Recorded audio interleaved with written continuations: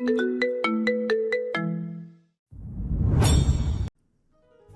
আমি যেখানে দাঁড়িয়ে আছি সেখান থেকে পিছু ফিরে তাকালে তোমাকে শুধুমাত্র একটা ধূলিকণার মতো মনে হয় অহনা। বিশ্বাস করো, তুমি আমার জীবনের সবথেকে বড় উপকারটা করেছিলে। তার জন্য আমি তোমার কাছে চিরকৃতজ্ঞ থাকবো। কিন্তু এর মানে এই নয় যে তোমাকে আমি ক্ষমা করে দেব, কখনো না। তুমি আমার সাথে যে অন্যায়টা করেছো তার জন্য তুমি কখনোই ক্ষমা পাবে না। আকাশ 10 তলা বিল্ডিং এর টপ ফ্লোরে দাঁড়িয়ে আছে। তার রুমের স্বচ্ছ কাচের দেয়াল ভেদ করে বাইরের তপ্ত দুপুরের দৃশ্য পরিষ্কার দেখা যাচ্ছে। রাস্তার পাশে ফুটপাতে একটা মেয়ে তার পুরনো স্কুটিতে স্টার্ট দেওয়ার আপ্রাণ চেষ্টা করছে। প্রখর রোদে মেয়েটির মুখটা লাল হয়ে গেছে, মাথা ঘুরে পড়ে যাওয়ার মতো অবস্থা। মেয়েটি বারবার হাত দিয়ে কপাল থেকে ঘামের বিন্দুগুলো মুছে ফেলছে।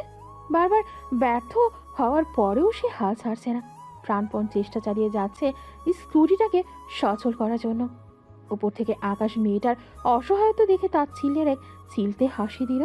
পুরোনো দিনের অপমানগুলো তার চোখের সামনে ভেসে উঠল। নিজের মনেই সে বিড়বিড় করে প্রতিশোধের কথাগুলো মনে ভাবতে ভাবতে হঠাৎ করে আকাশে ডুব দিল।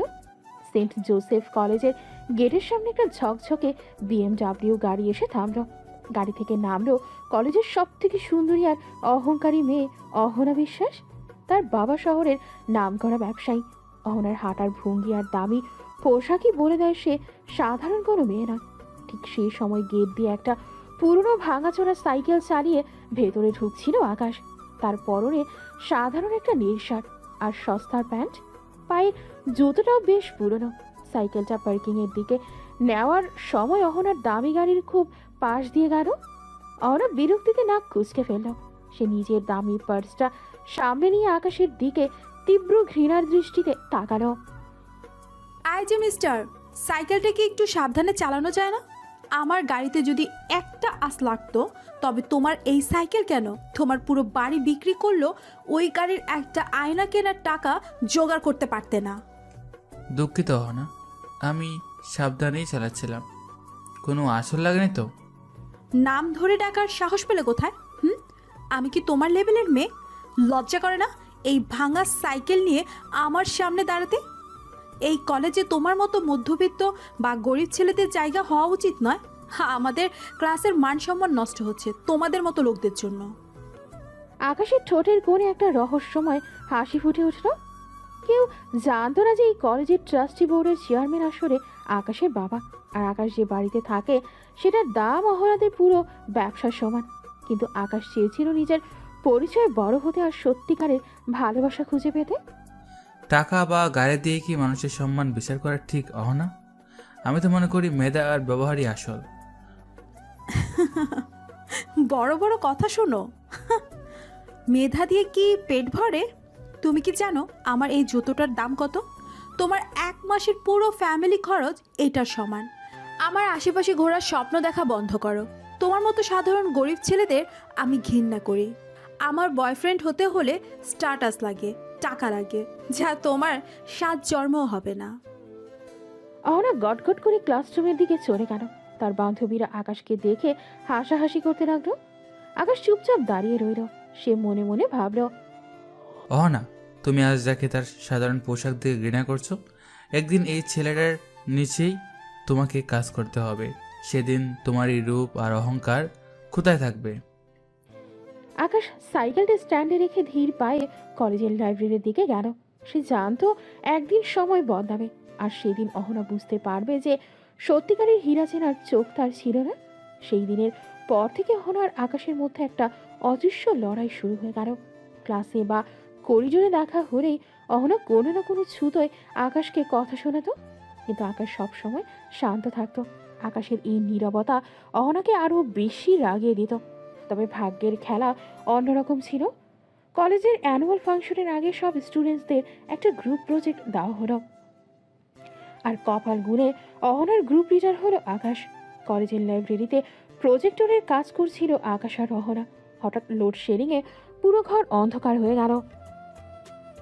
উফ, অন্ধকার কেন হয়ে গেল? আয় আকাশ, তুমি কোথায়? আমি তো কিছুই দেখতে পাচ্ছি না। একদম নাড়াচাড়া করবে না অহনা, টেবিলের কোনাগুলো ধারালো, চোট পেতে পারো। মা গো মা, আমার পা। বলেছিলেন নাড়াচাড়া করবে না? খুব বেশি লেগেছে?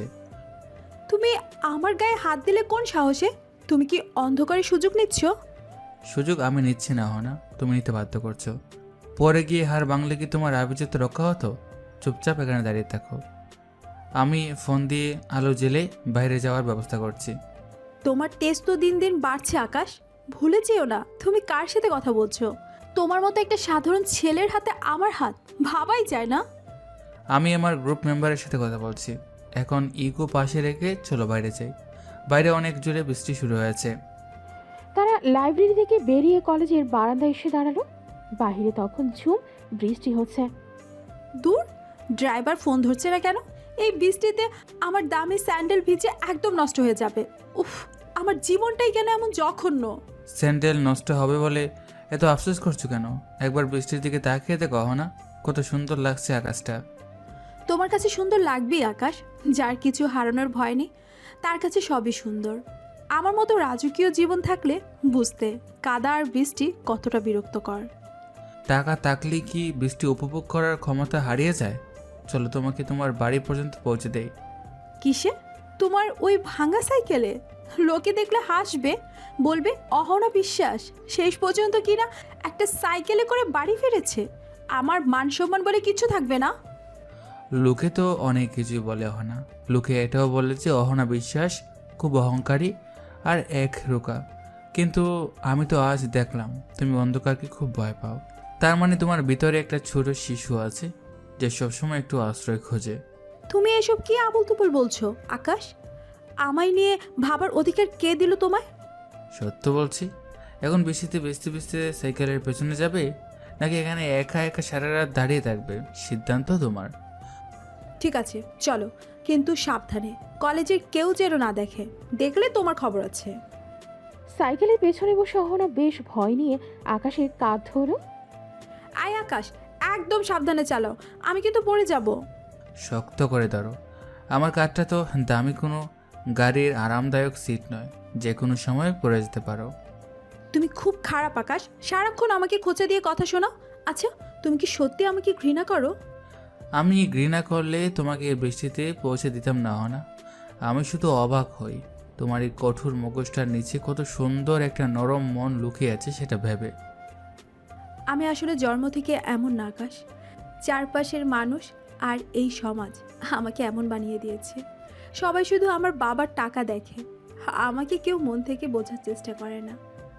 আমি তো দেখছি তোমাকে, বৃষ্টিতে ভেজা সাধারণ এক মেয়েকে দেখছি, যার সব আভিজাত্য এখন বৃষ্টির পানিতে ধুয়ে গেছে। এই তোমাকে দেখতেই বেশি ভালো লাগছে। অহনা কোনো উত্তর দিল না। সে শুধু আকাশের কাঁধে তার হাতটা একটু শক্ত করে চেপে ধরল। সেই রাতে বৃষ্টির শব্দের সাথে মিশে গিয়েছিল তাদের হৃদস্পন্দন। গত কয়েক মাস আকাশ আর অহনার জীবনটা যেন রূপকথার মতো কাটছিল। অহনা আকাশের সাধারণ জীবনটাকে আপন করে নিয়েছিল বলে আকাশের ধারণা ছিল, কিন্তু আজকের দিনটা ছিল একদম অন্যরকম। আকাশ ঠিক করেছিল আজ সে অহনাকে তার আসল পরিচয় বলে দেবে। সে যে কোনো সাধারণ গরিব ঘরের ছেলে নয়, বরং বিশাল আকাশ গ্রুপের উত্তরাধিকারী। এটা জানানোর জন্য সে অধীর আগ্রহে অপেক্ষা করছিল। বাইরে তখন মুষলধারে বৃষ্টি পড়ছে। আকাশ কলেজের পেছনের মাঠ দিয়ে দাঁড়িয়েছিল। এমন সময় অহনা এলো, কিন্তু সে একা নয়। তার সাথে ছিল দামি পোশাক পরা একটা ছেলে, যার নাম অভি। অহনা, তুমি এসেছো? আমি তোমাকে আজ খুব জরুরি একটা কথা বলতে চাই। এই ছেলেটিকে কথা আমি বলবো আকাশ, তুমি শুধু শুনবে। এই হচ্ছে অভি। ও আমার স্ট্যাটাসের সাথে মানানসই একজন মানুষ, আর আজ থেকে ওই আমার বয়ফ্রেন্ড। এসব কি বলছো অহনা? তুমি কি মজা করছো? এই তো সেদিন আমরা একসাথে বৃষ্টিতে ভিজলাম, তুমি বললে তুমি আমাকে ভালোবাসো। ওটা একটা ভুল ছিল আকাশ। আবেগ আর বাস্তবতা এক নয়। তোমার ওই ভাঙা সাইকেলে কদিন ঘুরে আমার ক্লান্তি চলে এসেছে। আমি বড়লোকের মেয়ে, রাজপ্রাসাদে থাকতে অভ্যস্ত। তোমার ওই ছেঁড়া শার্ট আর সস্তা লাইফস্টাইল আমার দম বন্ধ করে দিচ্ছে। অহনা, তুমি শুধু টাকার জন্য আমাকে ছেড়ে চলে যাচ্ছ? আমি তো তোমাকে পাল্টে দিতে চেয়েছিলাম। শোনো, আমার পরিচয়টা এখনো তুমি জানো না। পরিচয় দিয়ে কী হবে? তোমার পকেটে কি 10 টাকা আছে আমাকে একটা ভালো রেস্টুরেন্টে খাওয়ানোর? অভি আমাকে আইফোন দিয়েছে, দামি ব্র্যান্ডের ঘড়ি দিয়েছে। তুমি কি দিয়েছো? শুধু সস্তা আবেগ। অভি পাশ থেকে তাচ্ছিলের হাসি হাসল এবং অহনার কাঁধে হাত রাখল। আকাশ আর সহ্য করতে পারল না, সে বৃষ্টির মধ্যেই অহনার পা জড়িয়ে ধরল। না প্লিজ যেও না, আমাকে একটা সুযোগ দাও, আমি সব ঠিক করে দেব। তুমি যা চাও আমি তাই দিতে পারবো। আমি তোমাকে সত্যিটা বলতে চাই না, দয়া করে আমার পা ছাড়িয়ে যেও না। পা ছাড়ো আকাশ, রাস্তাঘাটে এভাবে সিন ক্রিয়েট করো না। লোকে দেখলে ভাববে আমি কোনো ভিখারির সাথে ঝগড়া করছি। তোমার মতো ছেলের সাথে প্রেম করাটা ছিল আমার জীবনের সব থেকে বড় ভুল। এই ছেলে, হাত ছাড়ো বলছি। নিজের যোগ্যতা দেখে মানুষের হাত ধরতে হয়। অহনা এখন আমার। তুমি তোমার এই ভাঙা সাইকেল নিয়ে ভাগো এখান থেকে। অহনা এক ঝটকায় আকাশের হাত সরিয়ে দিল। আকাশ কাদার মধ্যে পড়ে গেল। অহনা একবারও পিছন ফিরে তাকালো না। সে অভির দামি গাড়িতে গিয়ে বসল। যাওয়ার সময় গাড়ির চাকার কাদা আকাশের পুরো গায়ে ছিটিয়ে দিয়ে চলে গেল তারা। আকাশ বৃষ্টির মধ্যে কাদা মাখা শরীরে উঠে দাঁড়ালো। তার চোখে তখন জল নয়, ছিল আগুনের প্রতিচ্ছবি। সে চেয়েছিল আজই তাকে নিজের বিশাল রাজপ্রাসাদে নিয়ে যাবে, তার হাতে কোটি টাকার হীরের আংটি পরিয়ে দেবে। কিন্তু অহনার এই চরম অধ্যত্ব আর টাকার প্রতি লোভ দেখে আকাশের আর সত্যিটা বলতে ইচ্ছেই করল না। ভালো করলে না, খুব ভালো করলে। তুমি আজ আকাশকে নয়, তার ছদ্মবেশটাকে ঘৃণা করে চলে গেলে। যেদিনই আকাশ চৌধুরী তার আসল রূপে তোমার সামনে দাঁড়াবে, সেদিন তোমার এই আভিজাত্য ধুলোয় মিশে দেব আমি। আজ থেকে আমার জীবনে ভালোবাসার কোনো জায়গা নেই, শুধু থাকবে প্রতিশোধ। বৃষ্টির শব্দে আকাশের সেই গর্জন হারিয়ে গেল। সেই দিনই সাধারণ আকাশ মরে গিয়ে জন্ম নিল এক নিষ্ঠুর কোটিপতি আকাশ চৌধুরী, যে অহনাকে শুধু ঘৃণা করতে শিখেছে। হঠাৎ করে আকাশ আবার নিজের বাস্তবে ফিরে আসে। এমন সময় আকাশ আরিশান অফিসের দরজা ঠেলে জুনাইদ ভেতরে প্রবেশ করল। আকাশ হঠাৎ করে নিজের চোখের কঠোর দৃষ্টি পরিবর্তন করে খুব স্বাভাবিকভাবেই জুনাইদের দিকে তাকিয়ে এবং রুক্ষ স্বরে বলল, বলেছি না প্রয়োজন ছাড়া আমাকে কখনো বিরক্ত করবে না। এক কথা বারবার কেন বলতে হয়? আমি তো বলেছিলাম আমার কিছুটা ব্যক্তিগত সময়ের প্রয়োজন আছে, কেউ যেন আমাকে বিরক্ত না করে। কিন্তু কেন আমার কথা অমান্য করা হলো? আকাশের এমন বজ্রকঠিন গর্জন শুনে জুনাইদ মনে মনে বেশ ভয় পেয়ে যায়। আকাশের সামনে দাঁড়ানোর মতো সাহস এই মুহূর্তে তার নেই। তবুও সে অত্যন্ত নরম স্বরে তোতলামি করে বলল, সরি স্যার, ভুল হয়ে গেছে। আসলে বিষয়টা এতটাই গুরুত্বপূর্ণ ছিল যে আপনার পারমিশন ছাড়া আসতে বাধ্য হলাম। কি এমন গুরুত্বপূর্ণ কথা যেটা পরে বলা যাচ্ছিল না, এখনই বলতে হবে? আসলে স্যার, আপনি যে সিভিটা এইচআর ডিপার্টমেন্টে দিয়েছিলেন রিক্রুটমেন্টের জন্য, সেখান থেকে একটা ইনফরমেশন এসেছে।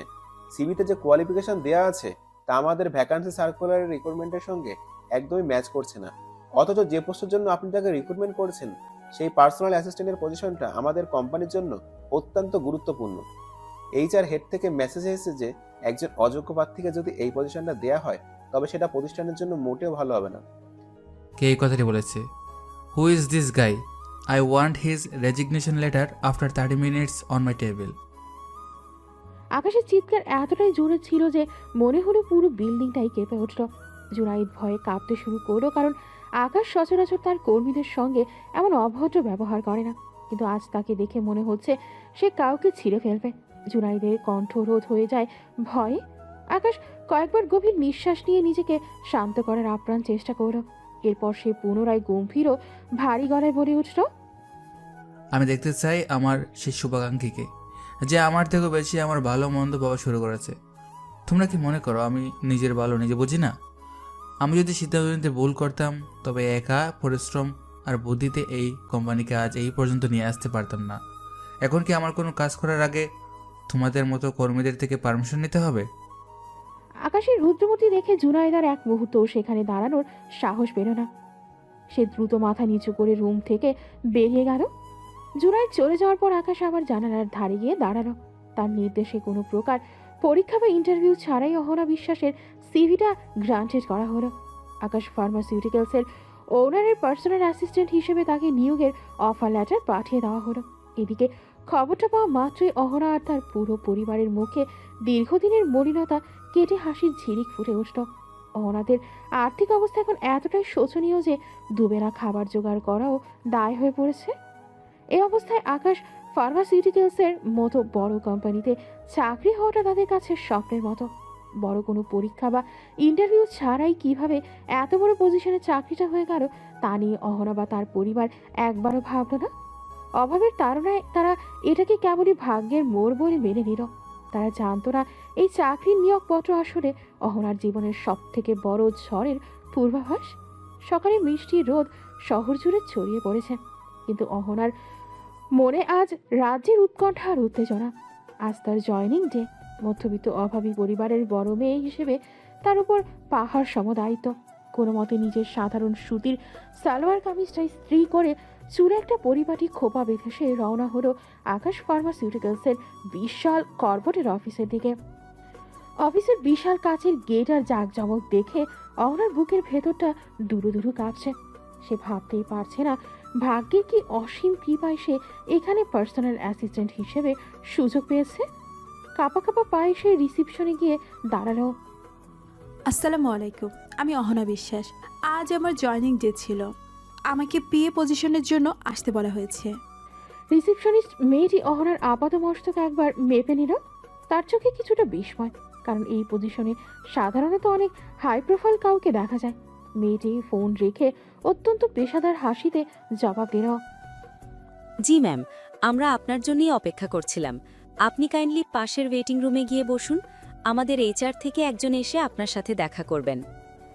অহনা মাথা নেড়ে ধীর পায়ে ওয়েটিং রুমে গিয়ে বসল। সেখানকার নরম সোফা আর এসির ঠান্ডা বাতাসে কিছুটা স্বস্তি পেলেও তার অস্বস্তি কমছে না। বারবার সে নিজের ব্যাগটা শক্ত করে ধরছে। প্রায় 20 মিনিট পর একজন মাঝবয়সী লোক হাতে কিছু ফাইল নিয়ে অহনার সামনে এসে দাঁড়ালেন। তার মুখটা বেশ গম্ভীর। আপনি নিশ্চয়ই অহনা বিশ্বাস। দেখুন, আমাদের কোম্পানিতে জয়েন করার আগে কিছু করার নিয়ম কানুন আছে। আকাশ ফার্মাসিউটিক্যাল দেশের অন্যতম বড় প্রতিষ্ঠান, তাই এখানকার সিকিউরিটি আর কনফিডেন্সিয়ালিটি বজায় রাখার আমাদের প্রধান শর্ত। জি স্যার, আমি এই সব নিয়ম মেনে চলতে রাজি আছি। আমার এই চাকরিটা খুব প্রয়োজন। ভালো কথা। আমাদের এই স্যার পলিসি অনুযায়ী আপনাকে কিছু লিগ্যাল পেপার এবং এগ্রিমেন্ট সাইন করতে হবে। এখানে আমাদের কোম্পানির গোপনীয়তা রক্ষা এবং চাকরির শর্তাবলী লেখা আছে। আপনাকে এই এগ্রিমেন্ট স্বাক্ষর করেই জয়েনিং লেটার হাতে নিতে হবে। লোকটা অহনার সামনে মোটা একটা ফাইল মেলে ধরলো। সেখানে ইংরেজি হরফে ঠাসা অনেকগুলো পাতা। অহনা ইংরেজি ভালোই জানে, কিন্তু এই মুহূর্তে তার চোখের সামনে পরিবারের অভাবের চেহারাটা বারবার ভেসে উঠছে। মাসের শেষে বিল বাকি, বাবার ঔষধের টাকা নেই, ছোট ভাইয়ের পড়াশোনার খরচ, সব মিলিয়ে সে তখন দিশেহারা। তার মনে হচ্ছিল এই কাগজগুলো পড়া মানে সময় নষ্ট করা। তাছাড়া এত বড় কোম্পানি নিশ্চয়ই কোনো খারাপ কিছু করবে না। এই অন্ধবিশ্বাস আর চাকরির তীব্র তাগিদ থেকে অহনা আর পাতাগুলো উল্টে দেখার প্রয়োজন বোধ করল না। ম্যাম, আপনি কি কাগজগুলো পড়ে দেখবেন নাকি ডিটেক্ট করবেন? না না স্যার, পড়ার প্রয়োজন নেই। আমি আপনাদের কোম্পানির উপর বিশ্বাস রাখি। আমি কি কোথায় সাইন করতে হবে বলুন? লোকটা একটা ধূর্ত হাসি চেপে অহনার সামনে কলম এগিয়ে দিল। অহনা একে একে 7-8টা পাতায় নিজের স্বাক্ষর বসিয়ে দিল। সে জানলই না এই কাগজের নিচে ছোট ছোট অক্ষরে এমন কিছু শর্ত লেখা ছিল যা তার জীবনকে পুরোপুরি পরাধীন করে দিতে পারে। বিশেষ করে একটা পাতায় লেখা ছিল যে আগামী 3 বছর সে এই কোম্পানি থেকে ইস্তফা দিতে পারবে না, এবং বসের যে কোনো ব্যক্তিগত হুকুম পালন করতে সে আইনত বাধ্য।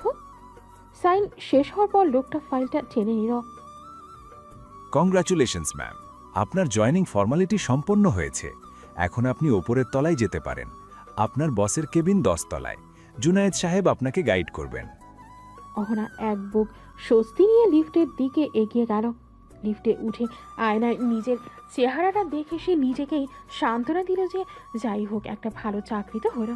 লিফট যখন 10 তলায় গিয়ে থামলো, হলো তখনও জানে না লিফটের ওপাশে তার জন্য কি ভয়াবহ এক অতীত অপেক্ষা করে আছে। লিফট থেকে বের হতেই জুনাইদ তাকে রিসিভ করলো। জুনাইদের চোখে অহনার জন্য করুণা ছিল, যা অহনা খেয়াল করল না। আমার সাথে আসুন মিস অহনা। স্যার আপনার জন্য অপেক্ষা করছেন। মনে রাখবেন, স্যার কিন্তু সময়ের ব্যাপারে খুব কড়া। ওনার মেজাজ খুব একটা ভালো নেই আজ। জুনাইদ একটা বিশাল কাঠের দরজার সামনে গিয়ে দাঁড়ালো। দরজায় নেম প্লেটে বসানো আছে আকাশ মালিক, ম্যানেজিং ডিরেক্টর। নামটা দেখেই অহনার বুকের ভেতরটা হঠাৎ কেমন যেন মোচড় দিয়ে উঠল। আকাশ, এই নামটা তো তার খুব পরিচিত, কিন্তু সে পরক্ষণেই ভাবল পৃথিবীতে কত মানুষের নামই তো আকাশ হয়। সে দীর্ঘশ্বাস ফেলে নিজেকে শক্ত করলো এবং জুনাইদের পিছু পিছু কেবিনের ভেতরে পা রাখলো। জুনাইদ দরজায় দুবার টোকা দিয়ে অহনাকে ভেতরে যাওয়ার ইশারা করল। বিশাল সেই কাঠের দরজার সামনে দাঁড়িয়ে অহনার হাত পা কেমন যেন হিম হয়ে আসছে। ভেতরে দেশের 1 নম্বর বিজনেস টাইকুন বসে আছে, যার নাম শুনলে বাঘের বংশে এক খাটে জল খায়। অহনা নিজের ওড়নাটা টেনে ঠিক করে নিল, কয়েকবার লম্বা শ্বাস নিয়ে বুক ধুকপুকানি কমানোর চেষ্টা করল। তারপর অত্যন্ত ইতস্তত বোধ করে কাঁপা কাঁপা হাতে দরজা ঠেলে ভেতরে পা রাখলো। রুমের ভেতরে পা রাখতেই অহনা আভিজাতের এক তীব্র ঘ্রাণ বেরো। বিশাল দেয়াল জুড়ে স্বচ্ছ কাচ, যার ওপারে নীল আকাশ দেখা যাচ্ছে। রুমের ঠিক মাঝখানে বিশাল এক রাজকীয় টেবিল, আর তার ওপরে ওপাশে বসানো এমডির রেভলভিং চেয়ারটি উল্টো দিকে ঘোরানো, অর্থাৎ অহনা কেবল চেয়ারের পেছনের অংশটা দেখতে পাচ্ছে। সেই চেয়ারে কেউ একজন বসে আছে, যার চওড়া কাঁধের কিছুটা অংশ পেছন থেকে দেখা যাচ্ছে। অহনা বুঝতে পারে এটাই তার নতুন বস। সে ঢোক গিলে অত্যন্ত নরম স্বরে সালাম দিল। আসসালামু আলাইকুম স্যার, আমি অহনা বিশ্বাস, আপনার নিউ পার্সোনাল অ্যাসিস্ট্যান্ট হিসেবে জয়েন করতে এসেছি। প্রায় 5 সেকেন্ডের এক নিস্তব্ধতা। রুমের ভেতরের ইসির শব্দটাও যেন তখন অহনার কানে পাহাড়ের গর্জনের মতো বাজছে। এরপর চেয়ারের ওপাশ থেকে অত্যন্ত গম্ভীর আর ভারী এক কণ্ঠস্বর ভেসে এলো। ওয়ালাইকুম আসসালাম, বসুন। সালামের উত্তর দিলেও লোকটি চেয়ার ঘোরালো না, কিন্তু অহনা সেই কণ্ঠস্বর শুনে হঠাৎ কেমন চমকে উঠল। এই কণ্ঠটা কি তার চেনা? বুকের ভেতরটা কেমন যেন খামচি ধরলো অহনার। সে ভাবলো না, এমনটা হতেই পারে না। হয়তো বড়লোক বা কর্পোরেট জগতের মানুষের কণ্ঠ এমন গম্ভীর হয় বলেই এরকম লাগছে। তাছাড়া এই পজিশনে যারা থাকে সচরাচর তারা বেশ বয়স্ক হন। নিজেদের প্রতিষ্ঠিত করতে করতে যাদের চুলের অর্ধেক পেকে যায়, এমন কোনো বৃদ্ধ মানুষকে সে দেখার আশা করেছিল, কিন্তু পেছন থেকে একদমই তরুণ। ওরা মনে মনে বেশ অবাক হলো এবং কিছুটা খুশি হলো। সে ভাবলো, মাশাআল্লাহ, এত অল্প বয়সে মানুষটা নিজেকে সফলভাবে প্রতিষ্ঠিত করেছে। দেশের নাম্বার 1 বিজনেস ম্যান হওয়া তো মুখের কথা নয়, নিশ্চয়ই অনেক বুদ্ধিমান আর পরিশ্রমী তিনি। মনে মনে বসের প্রতি একটা শ্রদ্ধা জন্মে গেল অহনার। সে ধীর পায়ে টেবিলের সামনে চেয়ারে গিয়ে বসল। ফাইলগুলো সব সাইন করেছেন? HR পলিসি তো সব বুঝিয়ে বলেছে নিশ্চয়ই? অহনা মাথা নিচু করে বিনীতভাবে উত্তর দিল। জি স্যার, আমি সব পেপারে সাইন করেছি। আমি আমার কাজের ব্যাপারে খুবই সিনসিয়ার থাকবো ইনশাআল্লাহ। আপনার কোনো অভিযোগের সুযোগই দেব না। অভিযোগ করার সুযোগ তুমি পাবে না অহনা বিশ্বাস, কারণ এখন থেকে তোমার জীবনের প্রতিটা সেকেন্ড আমার ইশারে চলবে। তুমি জেনে শুনেই ডেথ ওয়ারেন্টে সাইন করেছো। কথাগুলো বলতে বলতে ধীর গতিতে চেয়ারটা ঘুরতে শুরু করলো। অহনা অবাক হলো বসের কথা বলার ধরন দেখে। ডেথ ওয়ারেন্ট কেন বলছে? আর সে আমার নাম জানলো কি করে? নিশ্চয়ই সিভি থেকে দেখেছে। অহনা কৌতূহল নিয়ে তাকিয়ে আছে বসের মুখের দিকে। যখন চেয়ারটা পুরোপুরি ঘুরে অহনার মুখোমুখি হলো, তখন যেন পুরো পৃথিবীটা হঠাৎ করেই থেমে গেল। অহনার চোখের মনি স্থির হয়ে গেল। সামনের মানুষটিকে দেখা মাত্রই তার মনে হলো পায়ের তলা থেকে মাটি সরে যাচ্ছে। মাথার ওপারের বিশাল বিল্ডিংটা যেন তাসের ঘরের মতো ভেঙে তার গায়ে পড়ছে। তার নিঃশ্বাস বন্ধ হয়ে আসছে। সামনের দামি স্যুট পরা, চোখে দামি চশমা আর মুখে সেই পরিচিত তাচ্ছিল্যের হাসি নিয়ে যে বসে আছে, সে আর কেউ নয়, সে হলো আকাশ। সেই আকাশ যাকে সে একদিন গরিব অযোগ্য বলে ছুঁড়ে ফেলে দিয়েছিল, যাকে অবহেলা করে সে উচ্চবিত্তের স্বপ্ন দেখেছিল। অহনা স্তব্ধ হয়ে পাথরের মতো দাঁড়িয়ে গেল। তার গলা দিয়ে কোনো স্বর বের হচ্ছে না। সে কাঁপাতে কাঁপতে নিজের অজান্তে অস্ফুট স্বরে বলে উঠল, আকাশ, তুমি তুমি এখানে কিভাবে? আকাশ তার চেয়ারে হেলান দিয়ে বসে 2 হাত টেবিলে রাখলো। তার চোখে এখন আগুনের মতো জিঘাংসা। সে একটা ঝাবাকা হাসি দিয়ে অহনার দিকে তাকালো। কি হলো, অবাক হচ্ছ কেন? তুমি তো মনে করেছিলে এই অবহেলিত ছেলেটি ফুটপাতে মরে পড়ে থাকবে, কিন্তু দেখো আজ ভাগ্য আমাদের আবারও এক জায়গায় নিয়ে এসেছে। তবে পার্থক্য শুধু একটাই, সেদিন তুমি ছিলে রাজকুমারী আর আমি ভিখারি, আর আজ আমি এই সাম্রাজ্যের রাজা আর তুমি আবার হুকুমের কেনা গোলাম। মনে আছে এই এগ্রিমেন্টের কথা? ওটা পড়ার সময় পাওনি তো? ওটাই ছিল তোমার পরাধীনতার দলিল। Welcome to my hell, miss Ahana Biswas. Ahana থরথর করে কাঁপছে। সে বুঝতে পারছে সে এক ভয়াবহ ফাঁদে পা দিয়েছে। যে ছেলেকে সে পায়ে পিষে চলে গিয়েছিল, আজ সেই ছেলেই তার ভাগ্য বিধাতা হয়ে সামনে বসে আছে। প্রতিশোধের নেশায় আকাশের চোখ দুটো জ্বলজ্বল করছে। কেবিনের ভেতরের বাতাস যেন হঠাৎ ভারী হয়ে উঠল। অহনা পাথরের মূর্তির মতো দাঁড়িয়ে আছে। তার সামনে বসা এই মানুষটি কি আসলেই সেই আকাশ, যে আকাশ তাকে এক পলক দেখার জন্য কলেজের গেটে ঘন্টার পর ঘন্টা দাঁড়িয়ে থাকতো, যাকে সে সামান্য অজুহাতে অপমান করে তাড়িয়ে দিয়েছিল। আকাশের এই নতুন রূপ দেখে অহনা মনে মনে প্রচণ্ড আতঙ্কিত বোধ করছে। কিন্তু আশ্চর্যের বিষয় হলো, এই ভয়ের আড়ালে তার মনের কোনো এক গহীনে চাপা আনন্দ খেলা করছে।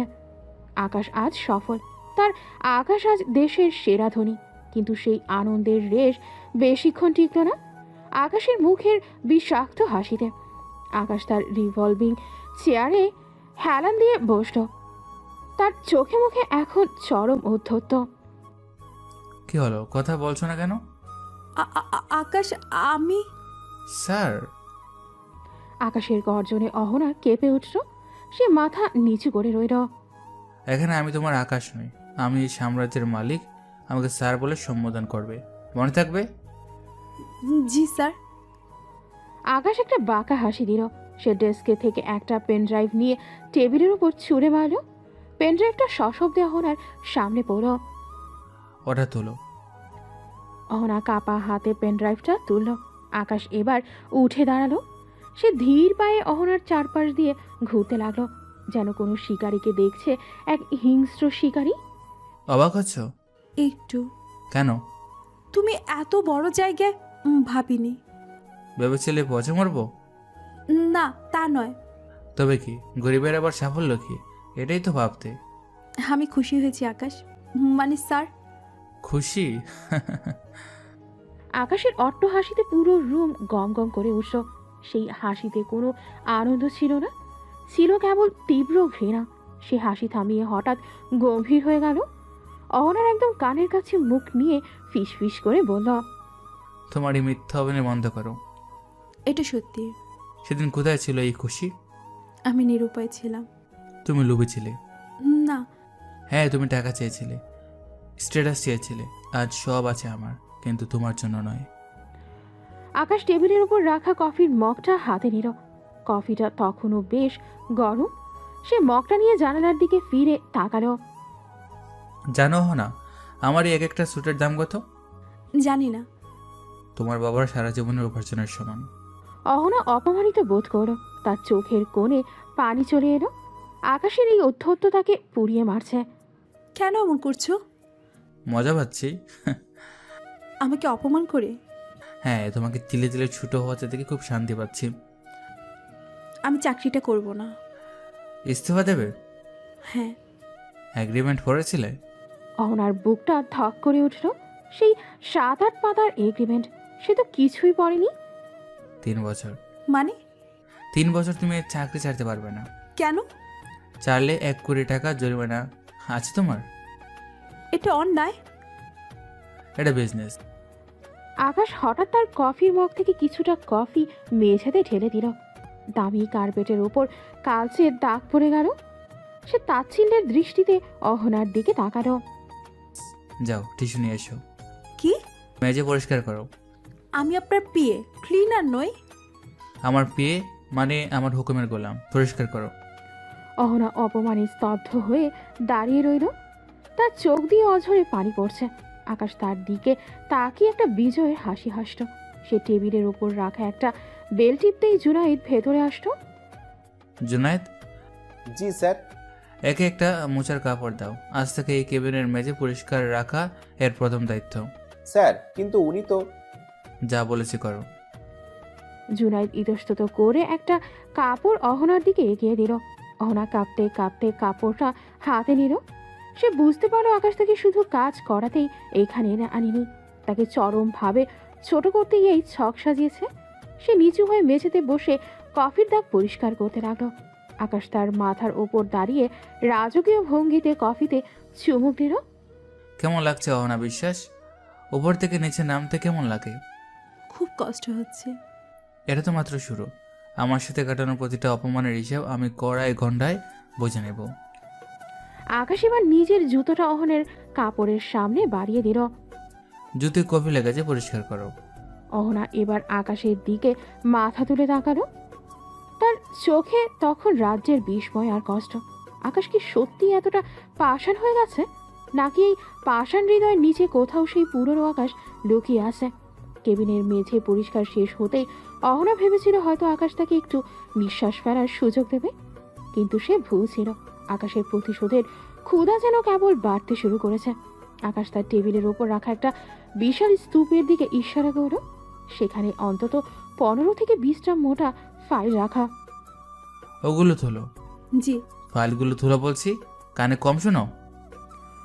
অহনা 2 হাতে ভারী ফাইলগুলো আঁকড়ে ধরল। ফাইলগুলোর ভারে তার হাত কাঁপছে। পাশের ওই ছোট ডেস্কে বসো। আজ লাঞ্চের আগেই এই সবগুলো ফাইলের ডেটা এন্ট্রি আর অডিট রিপোর্ট আমার টেবিলে চাই। কিন্তু স্যার, এতগুলো ফাইল একা অল্প সময় কিভাবে সম্ভব? অসম্ভব হলে রিজেন দাও, 1 কোটি টাকা জমা দিয়ে চলে যাও। কেউ আটকে রাখেনি। অহনা মাথা নিচু করে ডেস্কে গিয়ে বসল।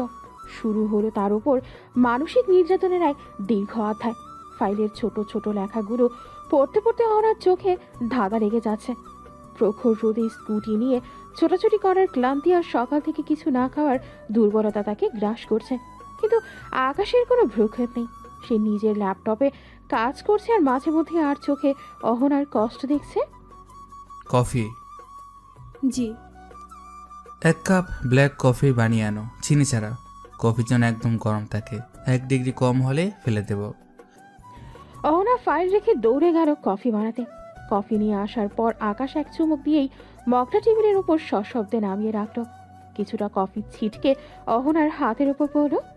গরম কফির ছোঁয়ায় অহনার চামড়া লাল হয়ে গেল, কিন্তু সে উফ শব্দটাও করল না। এটা কফি নাকি ড্রেন ওয়াটার? হ্যাঁ, ফেলে দিয়ে আবার বানাও।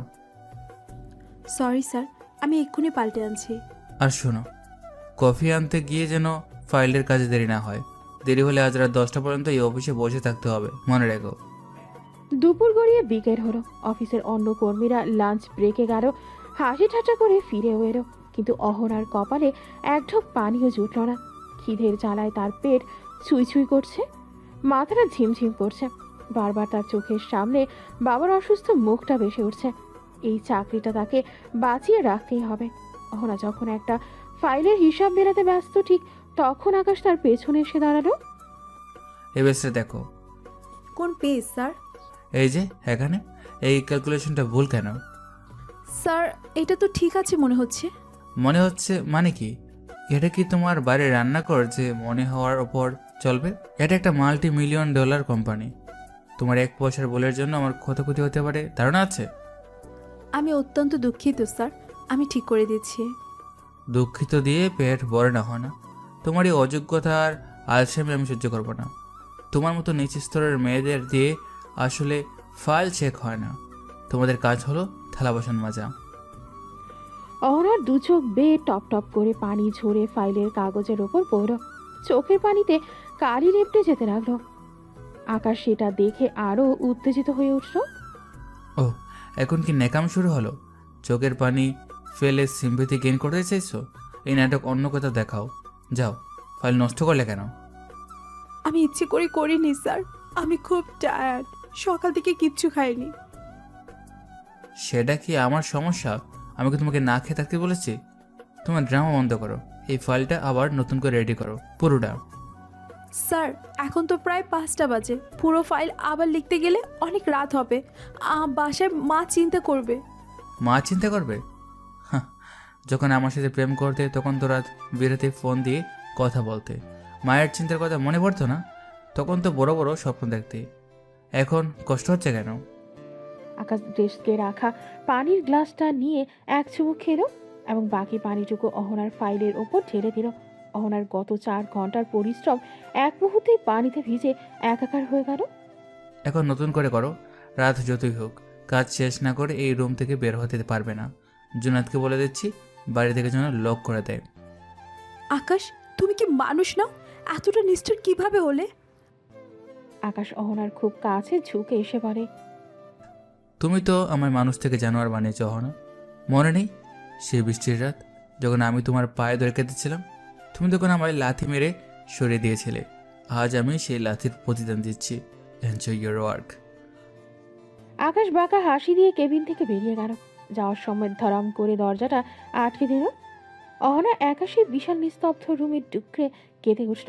তার চারদিকে ফাইলের স্তূপ, পেটে খিদার জ্বালা আর মনের ভেতর অপমানের দাহন।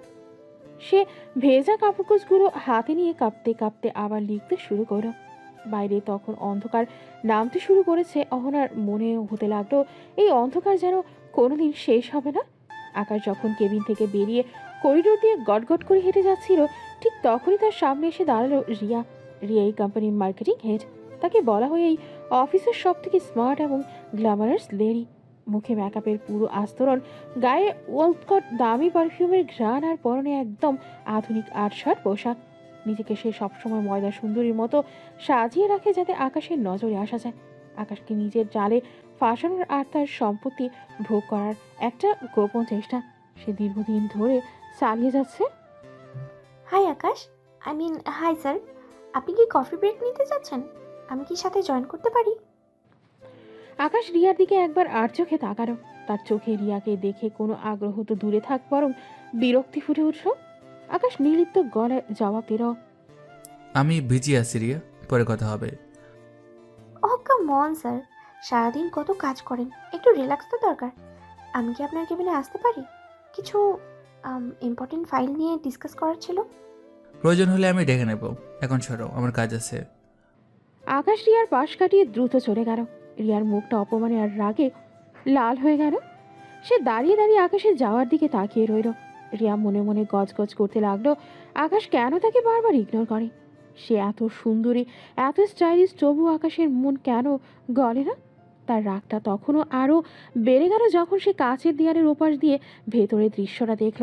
রিয়া দেখলো আকাশের আলিশান কেবিনের কোণে একটা সাধারণ মেয়ে মাথা নিচু করে ডুকরে কাচ্ছে আর ফাইল গোছাচ্ছে। সে জানলো এটাই সেই নতুন পার্সোনাল অ্যাসিস্ট্যান্ট অহনা। হোয়াট? এই গাইয়া খ্যাত মেয়েটাকে আকাশ পার্সোনাল অ্যাসিস্ট্যান্ট বানিয়েছে? ও ড্রেসিং সেন্স দেখেছো? একটা আনস্মার্ট সাদামাটা মেয়ে, ওকে দেখে তো মনে হচ্ছে কোনো বস্তি থেকে উঠে এসেছে। একে দেখে আকাশ কেন আমার মতো স্মার্ট মেয়েকে এড়িয়ে চলে? রিয়ার ভেতরটা ঈর্ষায় জ্বলে পুড়ে ছারখার হয়ে যাচ্ছে। সে অফিসের করিডোরে দাঁড়িয়ে নিজের নখ কামড়াতে লাগলো। সে কোনোভাবেই মেনে নিতে পারছে না যে তার মতো সুন্দরী থাকতেও আকাশ এমন একটা অযোগ্য আর গেও মেয়েকে নিজের একদম কাছে রেখেছে। রিয়া গট করে রিসিপশনিস্টের কাছে গিয়ে দাঁড়ালো। এই যে শোনো, ভিতরে মেয়েটাকে, ওই যে ময়লা রঙের জামা পরা মেয়েটা। ম্যাম, উনি অহনা বিশ্বাস, স্যারের নতুন পিএ। ডিরেক্ট অ্যাপয়েন্টমেন্ট হয়েছে ওনার। Direct appointment? কোনো ইন্টারভিউ হয়নি? না ম্যাম, স্যার নিজে অর্ডার দিয়েছেন। রিয়ার চোখ দুটো বিস্ময়ে কপালে উঠল। সে বিড় করে বলতে লাগলো, অবাক কাণ্ড। আকাশ কি তবে এই ভিখারি মেয়েটার প্রেমে পড়লো নাকি? ওর মধ্যেও তো আকর্ষণীয় কিছু নেই, নির্ঘাত কোনো রহস্য আছে। এই গাইয়া মেয়েটাকে এই অফিস থেকে তাড়াতেই হবে, না হলে আমার আকাশকে হাত করার প্ল্যান সব নষ্ট হয়ে যাবে। দাঁড়াও না বিশ্বাস, তোমার হার মাস আমি এক করে দেব। এই অফিসের টিকে থাকা আমি তোমার জন্য অসম্ভব করে তুলব। আকাশ শুধু আমার, তোমার মতো খ্যাত মেয়ের জন্য আকাশ ফার্মাসিউটিক্যালের দরজা বন্ধ হবে খুব শীঘ্রই। রিয়া তার দামি হিল জুতো দিয়ে সশব্দে মেঝের উপর শব্দ তুলে নিজের ডেস্কের দিকে চলে গেল। তার মনের ভেতর এখন অহনাকে হেনস্থা করার হাজারটা কুটিল বুদ্ধি খেলা করছে। অন্যদিকে অহনা জানল না যে বসের রোশানলের পাশাপাশি অফিসের এক ভয়ঙ্কর সুন্দরীর বিষাক্ত নজরে সে পড়ে গেছে। দিন যত যাচ্ছে আকাশের অত্যাচারের মাত্রা যেন ততই লাগাম ছাড়া হয়ে উঠছে। অফিসের প্রতিটা মুহূর্ত এখন অহনার জন্য বিষিয়ে উঠেছে।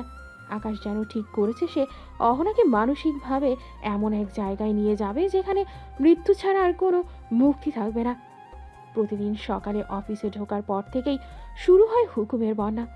কখনো এক পাহাড় ফাইল চেক করা, কখনো কোনো কারণ ছাড়াই সবার সামনে দাঁড় করিয়ে রেখে অকথ্য ভাষায় অপমান করা। আকাশের নেশায় পরিণত হয়েছে। কিন্তু আকাশের এই অমানবিক আচরণের সাথে এবার হাত মেলায় রিয়া। রিয়া এই অফিসের মার্কেটিং হেড এবং নিজেকে আকাশের হবি স্ত্রী হিসেবে কল্পনা করে। তাই অহনার মতো একটা সাধারণ মেয়ের আকাশের এত কাছাকাছি থাকা সে সহ্য করতে পারছে না। রিয়া সারাক্ষণ ওত পেতে থাকে কিভাবে অহনাকে বিপদে ফেলা যায়। সেদিন দুপুরে আকাশ তার কেবিনে বড় এক ক্লায়েন্টের সাথে মিটিং করছিল। রিয়া সুযোগ বুঝে অহনার ডেস্কে রাখা একটা অত্যন্ত গুরুত্বপূর্ণ প্রেজেন্টেশন ফাইল সরিয়ে ফেলে। অহনা যখন ফাইলটা যথাস্থানে খুঁজে না পায় তখন তার বুক ধক করে ওঠে।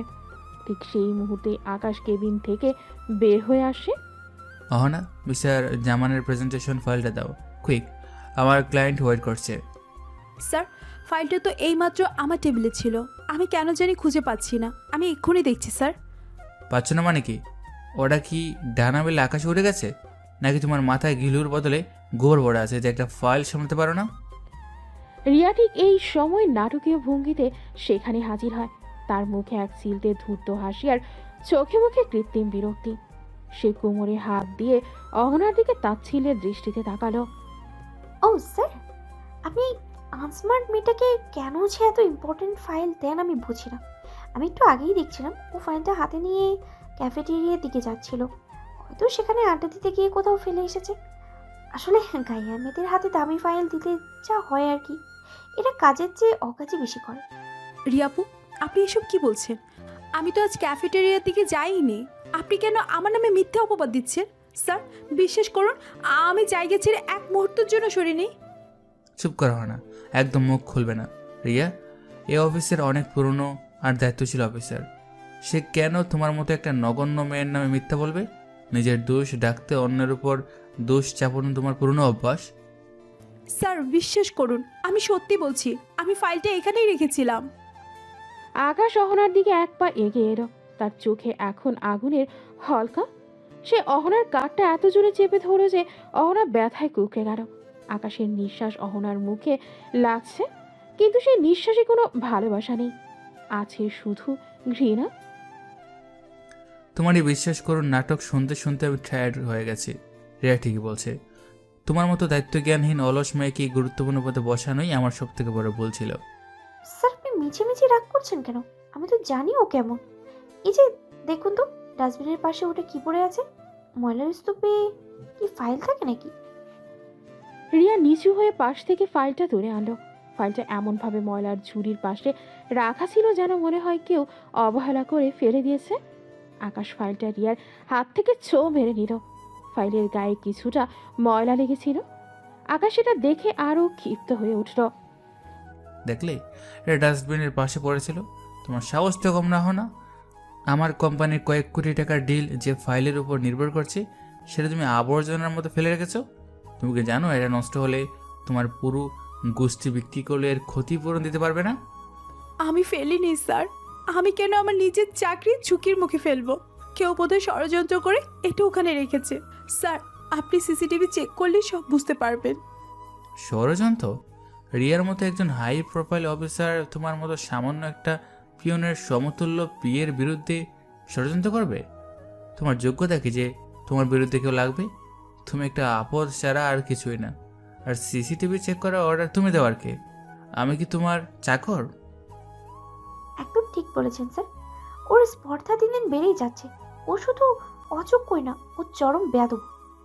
একে দিয়ে আসলে অফিসের কাজ হয় না স্যার। একে দিয়ে বাথরুম আর ফ্লোর পরিষ্কার করানো উচিত। ওটাই ওর আসল স্ট্যান্ডার্ড। আকাশ রিয়ার কথায় সায় দিয়ে একটা বিদ্রুপের হাসি হাসল। আসলে আকাশ জানতো রিয়া ফাইলটা সরিয়েছিল। সে সিসিটিভি ফুটেজে রিয়ার গতিবিধি আগেই খেয়াল করেছিল, কিন্তু সেই সত্যটা আড়াল করে রাখলো কেবল অহনাকে সবার সামনে চরমভাবে লজ্জিত করার জন্য। আকাশের জন্য অহনার এই অপমান এখন এক ধরনের পৈশাচিক আনন্দ। রিয়া যে আইডিয়াটা দিয়েছে সেটা আমার বেশ পছন্দ হয়েছে। অহনা বিশ্বাস, যেহেতু তুমি কাজে অবহেলা করেছো এবং মূল্যবান ফাইল ডাস্টবিনে ফেলেছো, তাই আজ থেকে আগামী এক সপ্তাহ তুমি এই ফ্লোরের কমন বাথরুমের সব আয়না আর বেসিন পরিষ্কার করবে। এটা তোমার অফিসের কাজের অতিরিক্ত পানিশমেন্ট। স্যার, আপনি কি বলছেন এটা? আমি পড়াশোনা করেছি, আমার একটা সম্মান আছে। আমি আপনার পিএ হিসেবে জয়েন করেছি, ক্লিনার হিসেবে নয়। সবার সামনে আমাকে এভাবে ছোট করবেন না প্লিজ। সম্মান? তোমার আবার সম্মান কিসের? যার নিজের কোনো স্ট্যাটাস নেই তার আবার সম্মান কিসের? কাজ করতে না পারলে গেট খোলা আছে। তবে মনে রাখো 1 কোটি টাকার বন্ড সাইন করেছো তুমি। আর শোনো রিয়া, তুমি আজ থেকে ওর সব কাজে নজর রাখবে। ও বাথরুম ঠিকঠাক পরিষ্কার করছে কিনা সেটাও দেখবে। ও কোনো ভুল করলে সরাসরি আমাকে রিপোর্ট করবে। অবশ্যই স্যার, আমি খুব যত্ন নিয়ে ওর উপরে নজর রাখবো, আপনি একদম চিন্তা করবেন না। রিয়া বিজয়ের হাসি হাসল। আকাশ গটগট করে নিজের কেবিনে ঢুকে গেল। অহনা করিডোরে দাঁড়িয়ে ডুকরে কেঁদে উঠল। তার চারপাশের কলিগরা তাকে নিয়ে হাসাহাসি করছে, কেউ কেউ টিটকারি দিচ্ছে। রিয়া অহনার একদম কানের কাছে মুখ নিয়ে ফিসফিস করে বিষ ঢালতে লাগলো। কি হলো গায়ে আমি? আকাশের ধারের কাছে ঘেঁষার ফল বুঝলে তো? আমি থাকতে এই অফিসে তোমার কোনো জায়গা নেই। এটা তো মাত্র শুরু। তোমাকে এই অফিস থেকে কুত্তার মতো না দাঁড়িয়ে আমি শান্তি পাবো না। মনে রেখো, আকাশ শুধু আমার। অহনা কোনো উত্তর দিল না। তার চোখের পানিতে বুক ভেসে যাচ্ছে। সে দেয়াল ধরে কোনো মতে নিজের ডেস্কে গিয়ে বসল। আকাশ কেন তাকে এত ঘৃণা করছে তা সে জানে, কিন্তু রিয়ার এই অহেতুক নোংরামি তাকে আরো বেশি ভেঙে দিচ্ছে। আকাশ সব জেনেও কেন আজ মিথ্যার পক্ষ নিচ্ছে? কেন সে এত নিষ্ঠুর হয়ে গেল? অহনার মনে হতে লাগলো সে এক গভীর গর্তে পড়ে যাচ্ছে, যেখান থেকে ওঠার আসার কোনো পথ নেই। অফিসের ভেতরটা আজ অন্য দিনের চেয়ে একটু বেশি চঞ্চল, কারণ আজ আকাশের সব থেকে কাছের বন্ধু নীল আসছে। ইউনিভার্সিটি লাইফ শেষ হওয়ার পরপরই নীল উচ্চশিক্ষার জন্য দেশের বাইরে চলে গিয়েছিল। এরপর আকাশের সাথে শুধু ফোনেই যোগাযোগ ছিল, কিন্তু দেখা হয়নি বহুদিন। আকাশ যে আজ সাফল্যের চূড়ায় দাঁড়িয়ে দেশের 1 নম্বর বিজনেস টাইকুন, এটা নীলের জন্য বড় পাওয়া। বন্ধুকে শুভেচ্ছা জানাতে সে আজ হুট করেই অফিস এসে হাজির হলো। নীল তখন করিডোর দিয়ে আকাশের কেবিনের দিকে যাচ্ছিল। ঠিক তখনই তার চোখে পড়লো ডেস্কে বসে কাজ করা একটি মেয়ের দিকে। নীল থমকে দাঁড়ালো, তার দু চোখ বিস্ময়ে প্রসারিত হয়ে গেল। অহনা, তুমি এখানে? অহনা নীলের কণ্ঠ শুনে চমকে মাথা তুলল। নীলকে দেখা মাত্রই তার চোখের কোণে পানি জমে উঠল। পুরোনো দিনের সব স্মৃতি চোখের সামনে ভেসে উঠল। নীল ছিল আকাশের সেই বন্ধু যে তাদের ভালোবাসার সাক্ষী ছিল। অহনা কোনো উত্তর দিতে পারল না, শুধু মাথা নিচু করে রইল। নীল দ্রুত পায়ে আকাশের কেবিনে ঢুকে গেল। আকাশ তখন ল্যাপটপে কাজ করছিল। নীলকে দেখে সে একগাল হেসে উঠে দাঁড়ালো। আরে দোস্ত, তুই কখন আসলে? বস বস। আকাশ, বাইরে ওটা কাকে দেখলাম? ও কি অহনা না? ও তোর অফিসে কি করছে? নীলকে বসতে বলে আকাশ আবার নিজের চেয়ারে হেলান দিয়ে বসল। তার মুখে সেই চিরচেনা তাচ্ছিলের হাসি ফুটে উঠল। সে ইন্টারকমে টিপে অহনাকে ভেতরে আসতে বলল। কয়েক সেকেন্ডের মধ্যে অহনা ভেতরে আসলো। তার হাতে এক গাদা ফাইলের স্তূপ। এই যে অহনা, একে তো চেনো নিশ্চয়ই, আমার বন্ধু নীল। নীল, তুই একে দেখে এত অবাক হচ্ছিস কেন? ও এখন আমার এই অফিসের একজন সাধারণ কেরানি। অহনা, যাও নীলের জন্য কফি নিয়ে আসো। আর শোনো, কফি যেন বেশি গরম না হয়, ওর আবার গরম কফি সহ্য হয় না। যাও কুইক। অহনা কোনো কথা না বলে মাথা নিচু করে বেরিয়ে গেল। নীলের সামনে আকাশ তাকে একজন নগণ্য কর্মচারীর মতো ট্রিট করছে দেখে অহনার বুকটা ফেটে যাচ্ছিল। অহনা বেরিয়ে যেতেই নীল আকাশের দিকে ঝুঁকে এলো। আকাশ, তুই কি পাগল হয়ে গেছিস? এই অহনার জন্য তুই একসময় পাগল ছিলি। ওর একটা হাসির জন্য তুই রাত দিন এক করে দিতিস। আর আজ সেই মেয়েটাকে তুই কেরানির কাজ করাচ্ছিস, নিচতলার কর্মচারীর মতো ওর সাথে আচরণ করছিস। কিভাবে পারছিস তুই এটা? তুই তো বাইরে ছিলে নীল, তাই অনেক কিছু দেখিস নে। ও যখন আমাকে আমার দারিদ্র্যের জন্য অপমান করেছিল তখন তুই কোথায় ছিলি? যখন ও আমাকে রাস্তার কুকুরের মতো ছুঁড়ে ফেলে দিয়েছিল তখন কি তুই আমার কান্না শুনতে পেয়েছিলি? তুই কি সব বলে গিয়েছিস নীল? না আকাশ, আমি কিছুই ভুলিনি। ও যা করেছিল তা অন্যায় ছিল, আমি মানছি। কিন্তু তাই বলে তুই নিজেকে এতটা নিচে নামিয়ে আনবি? তুই আজ কোটিপতি হতে পারিস আকাশ, কিন্তু তোর আচরণে তো সেই পুরনো আকাশের মায়া খুঁজে পাচ্ছি না। আর সব থেকে বড় কথা, অহনার এমন অবস্থা হলো কিভাবে? ও তো অনেক ভালো ফ্যামিলির মেয়ে ছিল, ওর বাবা তো বেশ প্রতিষ্ঠিত ছিলেন। ও কেন আজ তোর অফিসে এই সামান্য কাজ করছে? নিয়তির খেলা দোস্ত, এখন ওর বাবার ব্যবসা লাঠি উঠছে।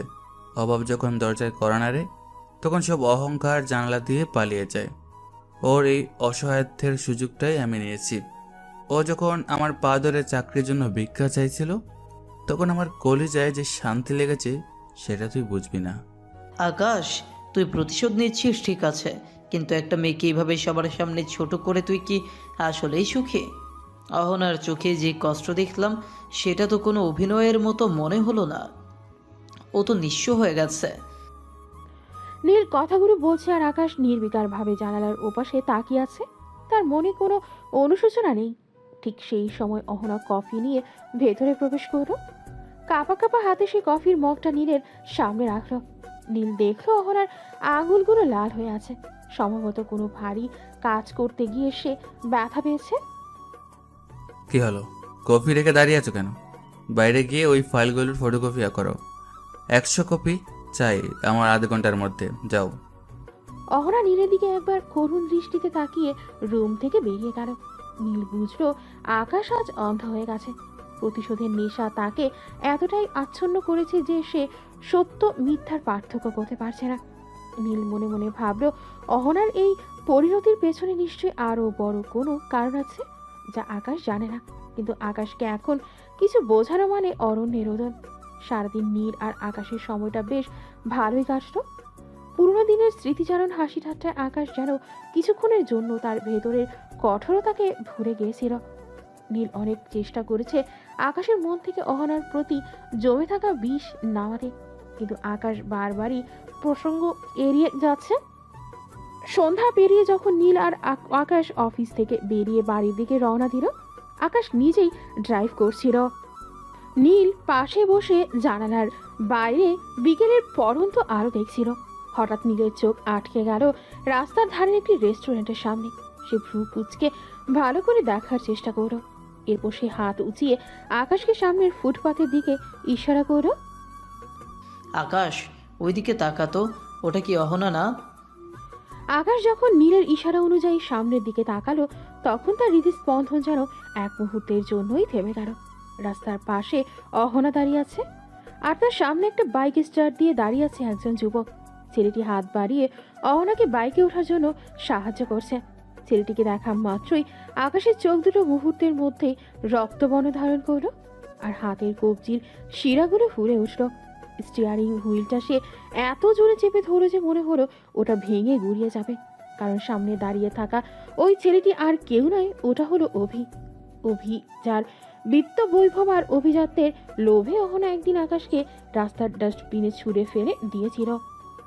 অভি, আকাশ দেখলো অহনা বেশ স্বাভাবিকভাবে অভির বাইকের পেছনে গিয়ে বসল।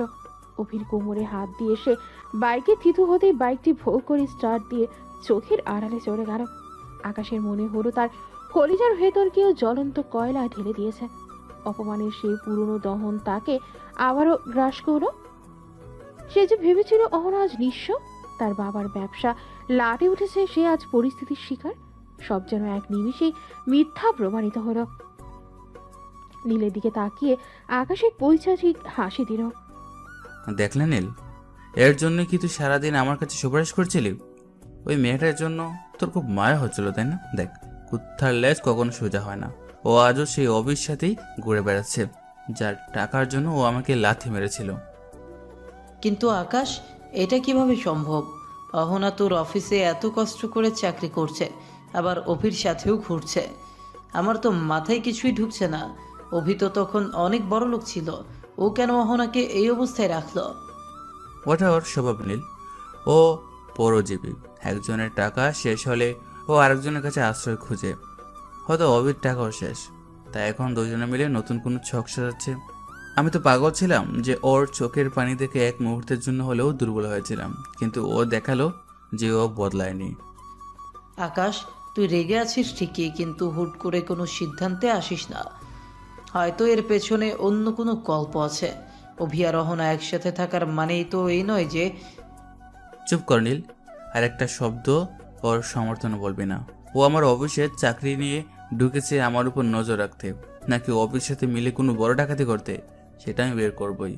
তবে এবার আর কোনো মায়া নয়। ও আমার সাথে যে খেলাটা খেললো তার শেষটা আমি করব। অহনা বিশ্বাস, তুমি আমার ধৈর্যের সীমা পার করে ফেলছো। কাল সকালে অফিসে তোমার জন্য কি অপেক্ষা করছে তুমি কল্পনাও করতে পারবে না। আকাশ সজোরে গাড়ির অ্যাক্সিলারেটরে চাপ দিল। টায়ারের ঘর্ষণে পিচ ঢালা রাস্তায় একটা বিকট শব্দ হলো। নীল আর কিছু বলার সাহস পেল না। সে আকাশের এই রুদ্রমূর্তি দেখে শিউরে উঠল। সে বুঝল এবার আকাশ আর শুধু অপমান করবে না, সে ধ্বংস করে দিতে চাইবে অহনাকে। কিন্তু নীল মনে মনে ভাবলো, অহনা যদি অফিস সাথেই থাকবে তবে বাথরুম পরিষ্কার করার মতো অপমান কেন সহ্য করছে? এই রহস্যের জট কি আদৌ খুলবে, নাকি অভিমানে আর ঘৃণায় সব ছাড়খাড় হয়ে যাবে? রাগের মাথায় আকাশ গাড়ির গতি বাড়িয়ে দিল এবং কয়েক সেকেন্ডের মধ্যেই অভির বাইকটিকে ওভারটেক করে সামনে গিয়ে আড়াআড়িভাবে ব্রেক কষল। টায়ারের বিকট শব্দে রাস্তা কেঁপে উঠল। অভি বাধ্য হয়ে বাইকে থামালো। অহনা ভয় পেয়ে অভির শার্ট খামচে ধরল। আকাশ গাড়ি থেকে নেমে দরাম করে দরজাটা বন্ধ করলো। তার হাঁটার ভঙ্গিতে বোঝা যাচ্ছিল সে এখন এক জ্বলন্ত আগ্নেয়গিরি। নীল গাড়ি থেকে নেমে আসলো। সে আকাশকে শান্ত করার চেষ্টা করছিল, কিন্তু আকাশ তাকে ধমক দিয়ে সরিয়ে দিল। বাহ, কি চমৎকার দৃশ্য। অবশ্যই এক একটা দিন কাটাও ভিখারির মতো কেঁদে কেঁদে, আর সন্ধ্যা হলেই রাজকুমারীর মতো পুরনো নগরকে নিয়ে ডেঙ্গিয়ে বের হও। তোমার লজ্জা বলতে কিছু নেই অহনা? অহনা বাইক থেকে নেমে দাঁড়ালো। তার মুখটা ফ্যাকাশে হয়ে গেছে, কিন্তু আকাশের এমন তাচ্ছিল্যে ভরা কথা শুনে তার চোখের মনি শক্ত হয়ে উঠল। অভি কিছু বলতে যাচ্ছিল, কিন্তু অহনা তাকে হাত দিয়ে থামিয়ে দিল। আকাশ অভির দিকে তাকিয়ে এক কদর্য হাসি দিল। কি রে অভি, তোর সেই পুরনো শোক কি এখন মেটেনি? এই মেকি মেয়েটার পেছনে এখনো সময় নষ্ট করছিস? ও তো এখন আমার অফিসের ক্লিনার, জানিস তো। যে মেয়ে আমার বাথরুমের আয়না মোছে, তাকে নিয়ে বাইকে ঘুরতে তোর আবেজাতে লাগছে না? আকাশ, অনেক হয়েছে, এবার থাম। রাস্তার মাঝখানে সিনক্রেট করিস না। কেন থামবো? ওর আসল রূপটা তুইও দেখ। সারাদিন অফিসের চেহারা দেখায়, সেটা শুধু একটা মুখোশ। আসলে আজও সেই স্বার্থপর আর নিশ্চয়ই রয়ে গেছে। অহনা এতক্ষণ চুপ করে সব শুনছিল, কিন্তু এবার সে রুখে দাঁড়ালো। আকাশের দিকে কয়েক পা এগিয়ে গিয়ে সে সরাসরি আকাশের চোখের দিকে তাকিয়ে কথা বলতে শুরু করলো। তার কণ্ঠে এখন আর সেই দয়া ভিক্ষা করা কর্মচারীর সুর নেই। মিস্টার আকাশ, আপনি আমার বস হতে পারেন, কিন্তু সেটা শুধুমাত্র ওই অফিসের 4 দেয়ালের ভিতর। অফিসের বাইরে আপনি একজন সাধারণ মানুষ, আর আমিও একজন স্বাধীন নাগরিক। এখানে আপনি আমার বস নন। কি বললে? তোমার সাহস তো কম না? আপনি আমার সাথে যা ইচ্ছা তাই আচরণ করতে পারেন না এখানে। রাস্তাঘাটে আমাকে ছোট করার বা আমার ব্যক্তিগত জীবন নিয়ে কথা বলার কোনো অধিকার আপনার নেই। এখানে আমি আপনার কোনো কথা মানতে বাধ্য নই। আপনি আমাকে বেতন দেন বলে আমাকে কিনে নেননি। অহনার এমন কড়া জবাব শুনে আকাশ এক মুহূর্তের জন্য স্তব্ধ হয়ে গেল। যে মেয়েটা সারাদিন অফিসে মার খাওয়া কুকুরের মতো কুঁকড়ে থাকতো, সেই মেয়েটাই আজ জনসম্মুখে তার মুখে মুখে তর্ক করছে। আকাশের অহংকার যেন কেউ সজোরে চড় মারো। সে হিংস্র চোখে অহনার দিকে তাকালো। বাহ, খুব তো তেজ দেখছি। অবশ্যই যখন চড়তাপর আর গালাগাল খাও তখন তো সে তেজ থাকে না। তখন তো টাকার জন্য আমার পায়ে পড়ে দেখো। আর এখন এই বেকার চুকরাকে পাশে পেয়ে ডানা গছিয়েছে। আপনি যা ভাবার ভাবুন। অভি আমার কে হয় সেটা আপনাকে কৈফিয়ত দেওয়ার প্রয়োজন আমি মনে করি না। অভি, চলো এখান থেকে। এখানে দাঁড়িয়ে অসভ্য মানুষের কথা শোনার মতো সময় আমাদের নেই। অহনা গিয়ে অভির বাইকের পেছনে বসল। আকাশ রাগে কাঁপছে। সে চিৎকার করে বলল, পালিয়ে যাচ্ছ? যাও, কিন্তু অহনা বিশ্বাস, তুমিও তো ভুলে যাচ্ছ তোমার এই ব্যবহারের জন্য আগামীকাল অবশ্যই তোমার সাথে কি অপেক্ষা করছে। তুমি কালকের সূর্যোদয় দেখতে পাচ্ছ দেখি, কিন্তু কালকের দিনটা তোমার জীবনের সব থেকে বড় দুঃস্বপ্ন হয়ে আসবে। মনে রেখো, তোমার 1 কোটি টাকার বন্ড আমার হাতে। অহনা কোনো উত্তর দিল না। অভি বাইকে স্টার্ট দিয়ে বেরিয়ে গেল। আকাশ মাঝ রাস্তায় দাঁড়িয়ে নিজের মুঠো পাকালো। নীল আকাশের কাঁধে হাত রাখল। আকাশ, তুই কাজটা ঠিক করলি না। মেয়েটা কেন রুখে দাঁড়ালো একবারও কি ভেবে দেখেছিস? ওর পিঠ হয়তো দেয়ালে ঠেকে গেছে। দেয়ালে ঠেকেছে না, আকাশ চুয়েছে, সেটা কাল বুঝে যাবে নীল। কালও বুঝবে আকাশের সাথে বেয়াদবি করার শাস্তি কি। ওকে আমি আজরাইলের মতো তাড়া করব। অভি আর অহনা চলে যাওয়ার পর রাস্তাটা একদম চুপ হয়ে গেল। নীল অনেকক্ষণ ধরে ওই অন্ধকারের দিকে তাকিয়ে থাকলো যেদিকে বাইকটা চলে গেছে। তার মাথায় কিছুই ঢুকছে না। সে অবাক হয়ে গেল অহনা আর আকাশের এই মারমুখী অবস্থা দেখে। যতদিন আগে দেশে ছিল ততদিন সে দেখেছে এই দুজন একে অপরকে ছাড়া কিছুই বুঝতো না। তাদের মধ্যে এতটাই গভীর প্রেম ছিল যে নীল ভেবেছিল এদের বিয়ে হওয়া শুধু সময়ের ব্যাপার। অথচ আজ তারা একে অপরের জানের শত্রু। নীল আকাশের মুখ থেকে আগে শুনেছিল যে তাদের ব্রেকআপ হয়েছে, কিন্তু শত্রুতাতে যে এই পর্যায়ে পৌঁছেছে সেটা সে জানত না। নীল একটা দীর্ঘশ্বাস ফেলে গাড়িতে গিয়ে বসল। আকাশ তখনও ড্রাইভিং সিটে শক্ত হয়ে বসে আছে। সে ঘন ঘন নিঃশ্বাস ফেলছে। তার রাগ তখনও কমেনি। আকাশ, শান্ত হ দোস্ত, এভাবে মাথা গরম করিস না। শান্ত কিভাবে হব? তুই কি দেখলি না ও কিভাবে আমার মুখের ওপর কথা বলে গেল? ওই অভির সাথে বাইকে উঠে ও যেন আকাশ পেয়ে গেছে। ওসব বাদ দে, আগে আমাকে খুলে বলতো তোদের মাঝে আসলে কি হয়েছিল। আমি থাকতে তো তোরা একে অপরের জন্য জান দিতে পারতিস। মাঝখানের এই কয়েক বছরে কি এমন হলো যে তোরা এখন মুখ দেখা দেখি পর্যন্ত বন্ধ করে দিয়েছিস? নীল আকাশকে সরাসরি প্রশ্নটা করে বসল। আকাশ নীলের দিকে একবার রাগী চোখে তাকালো, তারপর ধীরে ধীরে চোখ বন্ধ করে সিটে মাথা হেলান দিয়ে দিল। সে কয়েকবার লম্বা শ্বাস নিয়ে নিজেকে একটু সামনে নিল। গাড়ির ভেতর থেকে তখন এক দম বন্ধ করা নীরবতা। কিছুক্ষণ পর আকাশ খুব নিচু আর ভারী গলায় কথা বলতে শুরু করল। আমি ওকে অনেক ভালোবাসতাম নীল, এতটাই ভালোবাসতাম যে আমার নিজের কোনো অস্তিত্ব ছিল না। কিন্তু একসময় হঠাৎ করে ওর মধ্যে একটা পরিবর্তন দেখা দিল। ও নিজেকে সবসময় অন্যদের চেয়ে আলাদা আর বড় মনে করতে শুরু করলো। তার কারণ ছিল ও ছিল কোটিপতির বাবার একমাত্র মেয়ে, আর আমি ছিলাম একদম সাধারণ ঘরের ছেলে। আমাদের মধ্যে যে আকাশ পাতাল তফাৎ সেটাও আগে বুঝতে দেয়নি। কিন্তু যখন ওর সামনে আরো বড় বড় লোকের প্রস্তাব আসতে শুরু করলো, তখন ওর আসল রূপ বেরিয়ে এলো। কিন্তু ও তো জানতো তুই চেষ্টা করছিস বড় হওয়ার। ও কি তোকে একটু সময় দিতে চেয়েছিল না? সময়? ও আমাকে সময় দিত না নীল, বরং দয়া করত। মাঝে মধ্যে ও আমার সাথে এমনভাবে কথা বলতে যেন আমি ওর কেনা গোলাম। আমি ভাবতাম ও হয়তো মন খারাপের কারণে এমন করাচ্ছে, কিন্তু দিন দিন ওর ব্যবহারের একটা অবজ্ঞা ফুটে উঠতে লাগলো। ও ওর বড়লোক বন্ধুদের কাছে আমাকে পরিচয় করে দিতে লজ্জা পেত, কারণ আমার গায়ে দামি জামা কাপড় থাকতো না। আমি বাসে যাতায়াত করতাম, ও সবসময় আমাকে বুঝিয়ে দিত যে আমি ওর যোগ্য না। তুই প্রতিবাদ করিসনি? করেছিলাম, কিন্তু প্রতিবাদ করে লাভ হয়নি। ও আমাকে বলেছিল শুধু ভালোবাসা দিয়ে জীবন চলে না আকাশ, রাজকীয় জীবন কাটাতে হলে টাকা লাগে, স্ট্যাটাস লাগে। আর তোর মতো একটা সাধারণ ছেলের পেছনে সময় নষ্ট করা মানে আমার জীবনটাই নষ্ট করা। ওই যে ছেলেটাকে দেখলি না, অভি, ওর বাবা ছিল তখন বিশাল বড় লোক। ওখানে আমাকে মুখের উপর বলেছিল যে অভির পাশে ওকে বেশি মানায়, কারণ ওদের স্ট্যাটাস এক। আকাশ যখন কথাগুলো বলছিল তখন তার গলার স্বর ধরে আসছিল। পুরনো অপমানের স্মৃতিগুলো তাকে আজও কুড়ে কুড়ে খাচ্ছে। নীল স্তব্ধ হয়ে আকাশের কথাগুলো শুনছে। তার বিশ্বাস করতে কষ্ট হচ্ছে যে অহনা এতটা বলতে গিয়েছিল। তারপর কি হলো? তারপর সে বৃষ্টির রাত, সেদিন আমি ওর কলেজের সামনে ওর পায়ে ধরেছিলাম, খেতে খেতে বলেছিলাম আমাকে ছেড়ে যেও না অহনা, আমি একদিন অনেক বড় হয়ে দেখাবো। ও তখন অবির দামি গাড়িতে বসেছিল। ও আমার থেকে একবারও না তাকিয়ে ড্রাইভ করার নির্দেশ দিয়েছিল। গাড়ির চাকার কাদা আমার সারা গায়ে ছিটিয়ে দিয়েও চলে গিয়েছিল। সেদিন আমি বুঝেছিলাম এই পৃথিবীতে গরিবের ভালোবাসার কোনো দাম নেই। সেদিন আমি শপথ নিয়েছিলাম যে আমি নিজেকে এমন এক জায়গায় নিয়ে যাব যেখান থেকে ও হবে আমার হাতের খেলনা। তার মানে অহনার এই খারাপ অবস্থার জন্য ও নিজেই দায়ী? কিন্তু অহনার এমন পতন হলো কিভাবে? আর অভি কেন ওকে এইভাবে ছেড়ে দিল? নীল, দুশ্চরিত্রা কখনো ভালো হয় না। ও যখন দেখলো ওর বাবার সব সম্পদ শেষ হয়ে গেছে আর অভির টাকাও ফুরিয়েছে, তখন আবার ভালো সাজা নাটক করে আমার অফিসে ঢুকেছে। কিন্তু ও জানে না আমি সেই পুরনো আকাশ নই। কালো বুঝতে পারবে আকাশের সাথে বেয়াদবি করার ফল কি। আকাশ গাড়ির ইঞ্জিন স্টার্ট দিল। তার মুখে এখন এক নিষ্ঠুর জয়ের হাসি। নীল আর কোনো প্রশ্ন করল না। সে বুঝতে পারলো আকাশের ক্ষোভ অনেক গভীরে, কিন্তু নীলের মনের কোথাও একটা খটকা লাগছে।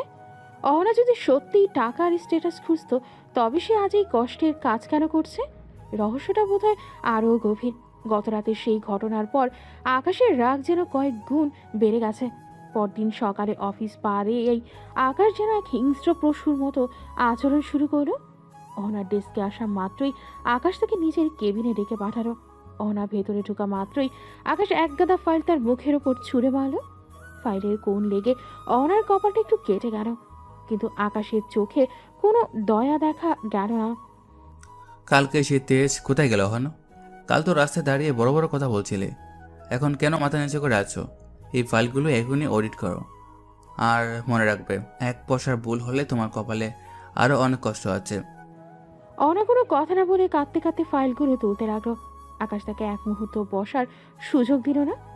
সে অহনাকে দিয়ে এমন সব নিচু কাজ করাতে লাগলো যা একজন সাধারণ কর্মচারীকে দিয়েও করানো হয় না। পুরো ফ্লোরের ডাস্টবিন পরিষ্কার করা থেকে শুরু করে টেবিল মোছা সবই তাকে দিয়ে করালো আকাশ। সবার সামনে আকাশ তাকে বারবার অযোগ্য, চরিত্রহীন আর ভিখারি বলে গালি দিতে লাগলো। অহনার জন্য এই অপমান সহ্য করা পাহাড় সম কষ্টের হয়ে দাঁড়িয়েছে। এমন সময় রিয়া কেবিনে ঢুকলো। রিয়ার পরনে আজ আরও ছোট পোশাক আর চড়া মেকআপ। সে এসে আকাশের খুব গা ঘেঁষে দাঁড়ালো। আকাশ জানতো অহনা তাদের দেখছে, তাই সে ইচ্ছাকৃত রিয়াকে প্রশ্রয় দিতে লাগলো। রিয়া একসময় আকাশের কাঁধে হাত রেখে প্রায় ঢলে পড়লো আকাশের ওপর। আকাশ এটা দেখেও হাসলো এবং রিয়াকে আরও কাছে টেনে নিল। স্যার, এই মেয়েটাকে দিয়ে অফিসের কাজ হবে? এর যা চরিত্র, তাতে তো মনে হয় ও বাইরে অন্য কোনো ধান্দা করে। কাল রাতেও নাকি ওকে একটা ছেলের সাথে বাইকে ঘুরতে দেখা গেছে। ছি, এমন একটা মেয়ে আমাদের অফিসে থাকলে পরিবেশটা নষ্ট হয়ে যাবে। ঠিক বলেছ রিয়া, যার রক্তে বেইমানি আর অন্যের টাকায় উড়ান নেশা, তার কাছ থেকে ভালো কিছু আশা করার ভুল। অহনা, শুনলে তো? তোমার চরিত্র নিয়ে এখন সবাই কথা বলছেন। অবশ্য তোমার যা অতীত, তাতে এসব কথা ওঠাই স্বাভাবিক। অহনা আর নিজেকে ধরে রাখতে পারল না। অপমানের বিষে তার বুক ফেটে যাচ্ছিল। সে দুহাতে কান চেপে ধরে চিৎকার করে উঠল। থামুন, দয়া করে আর একটা শব্দও বলবেন না। আমি আর পারছি না। আপনার ওই নরকে আমি আর এক মুহূর্ত থাকতে চাই না। আকাশ, আমি এই চাকরিটা আর করব না। আমি এক্ষুনি চলে যাব। আপনি যা ইচ্ছা করুন, কিন্তু আমি আর এই অপমান সইব না। অহনার কথা শুনে আকাশ হঠাৎ চুপ হয়ে গেল। তারপর সে এক ভয়ঙ্কর শব্দে উচ্চস্বরে হেসে উঠল। সেই হাসি যেন পৈশাচিকতায় ভরা। কেবিনে দেয়ালগুলো সেই হাসিতে কাঁপতে লাগলো। চলে যাবে? সত্যিকে যেতে পারবে না? ব্যস্ত, চলে যাও। এখনই গেট দিয়ে বেরিয়ে যাও। তবে যাওয়ার আগে শুধু একটা ছোট্ট কাজ করে যাবে। 10 কোটি টাকা এই অফিসের ব্যাংক অ্যাকাউন্টে জমা দিয়ে তারপর যাবে। 10 কোটি টাকার কথা শুনে অহনার পায়ের তলা থেকে যেন মাটি সরে গেল। তার চোখ দুটো কোঠর থেকে বেরিয়ে আসার মতো অবস্থা। সে কোনো মতে তোতলামি করে বলল, 10 কোটি টাকা? আপনি এসব কি বলছেন? আমি এত টাকা কোথায় পাবো? আর আমি কেন দিব? কেন দেবে? তুমি কি সেই অ্যাগ্রিমেন্টটা ভুলে গেছো না? ওই যে জয়েন করার দিন যা না পড়ে সই করে দিয়েছিলে, ওখানে স্পষ্ট লেখা ছিল যে তুমি আগামী 5 বছরের জন্য আমার কেনা গোলাম হয়ে গেলে। এই 5 বছর আমি তোমাকে যা বলবো তাই করতে তুমি বাধ্য। এমনকি আমি যদি বলি কাল তোমার বিয়ে হবে, তবে তুমি বিয়ে করতে বাধ্য। আর যদি এই সময়ের আগে তুমি চাকরি ছেড়ে যেতে চাও, তবে তোমাকে 10 কোটি টাকা জরিমানা দিতে হবে। অহনা স্তব্ধ হয়ে পাথরের মতো দাঁড়িয়ে রইল। সে বুঝতে পারল আকাশ তাকে কত বড় এক মরণ ফাঁদে ফেলেছে। সে জেনে শুনেই নিজের ধ্বংসের দলিলে সই করেছিল। আকাশের চোখের সেই প্রতিশোধের আগুন দেখে অহনার মনে হলো সে আসলেই এক জীবন্ত কবরে আটকা পড়েছে, যেখান থেকে বের হওয়ার কোনো পথ নেই। শুধু আছে ধীরে ধীরে শেষ হয়ে যাওয়া। 10 কোটি টাকার এগ্রিমেন্টের কথা জানার পর অহনা পুরোপুরি পাথর হয়ে গেল। সে বুঝতে পারল আকাশ তাকে শুধু কাজ করাতেই এখানে আনেনি, বরং তাকে তীরে তীরে কষ্ট দিতে এই ফাঁদ পেতেছে। এখন আর তার চাকরি ছেড়ে পালিয়ে যাওয়ার কোনো পথ নেই। প্রতিদিন সকালে অফিসে আসা মানেই অহনার কাছে এক বুক আতঙ্ক। আকাশ যেন ঠিক করেছে সে অহনাকে এক মুহূর্তের মধ্যেও শান্তিতে থাকতে দেবে না। আকাশের ব্যবহারের ধরন এখন পুরোপুরি বদলে গেছে। সে সারাক্ষণ অহনাকে ছোট করার নতুন নতুন উপায় খোঁজে। অফিসের সব থেকে কঠিন আর ক্লান্তিকর কাজগুলো এখন অহনার প্রতিদিনের রুটিন হয়ে দাঁড়িয়েছে।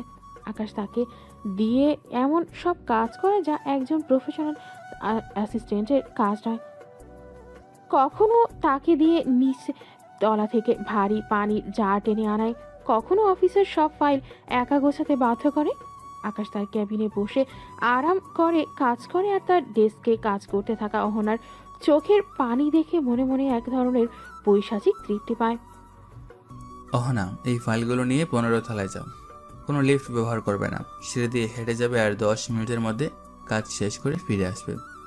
স্যার, 15 তলা সিঁড়ি দিয়ে ওঠা আমার পক্ষে খুব কষ্টকর। সকাল থেকে কাজ করতে করতে আমি খুব ক্লান্ত।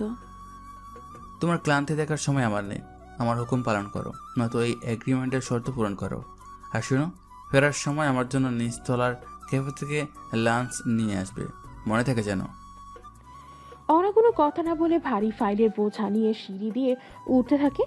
ক্লান্তিতে তার শরীর ভেঙে আসছে, পা কাঁপছে, তবুও সে থামতে পারে না। সিঁড়ি দিয়ে উঠতে উঠতে তার দম আটকে আসে।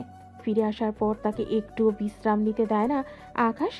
এমন সময় রিয়া কেবিনে ঢুকে আকাশের খুব কাছে গিয়ে দাঁড়ায়। আকাশ রিয়াকে যথেষ্ট গুরুত্ব দেয় আর অহনাকে শুনিয়ে শুনিয়ে বলতে লাগে, রিয়া, দেখো এই মেয়েটাকে। একদিন যে আকাশকে সামান্য কারণে তুচ্ছ তাচ্ছিল্য করতো, আজ যে অহনা আমার সামান্য ইশারায় উঠবোস করে। আসলে মানুষের সময় সবসময় এক যায় না। অহংকার যে মানুষকে কত নিচে নামিয়ে দেয়, এর থেকে বড় উদাহরণ আর হয় না। একদম ঠিক বলেছ আকাশ, এর মতো মানুষের সাথে এমন কঠোর ব্যবহারই করা উচিত। আচ্ছা আকাশ, অফিসের বাইরে ছোট্ট বাগানটা তো বেশ নোংরা হয়ে আছে, ওকে দিয়ে ওটা পরিষ্কার করালে কেমন হয়? ও তো এমনিতেই অযোগ্য, অন্তত আগাছা তো পরিষ্কার করতেই পারবে। আকাশ রিয়ার কথায় সজোরে হেসে ওঠে। সে অহনার দিকে তাকিয়ে তাচ্ছিল্য করে বলে, রিয়া, আইডিয়াটা মন্দ দেয়নি। অহনা বিশ্বাস, এখন থেকে প্রতিদিন বিকেলে অফিসের বাগান পরিষ্কার করো তোমার দায়িত্ব। কোনো মালই লাগবে না, তুমি একাই সব করবে। আমি দেখতে চাই তোমার আভিজাত্য এখন কোথায় থাকে। অহনা ডুকরে কেঁদে ওঠে। তার মনে হতে থাকে আকাশ মানুষ থেকে আসলেই এক নিষ্ঠুর পাষাণে পরিণত হয়েছে। সে সারাদিন হাড় ভাঙা খাটুনি খাটে, আর দিন শেষে তখন বাড়ি ফিরে তখন তার শরীর আর চলে না।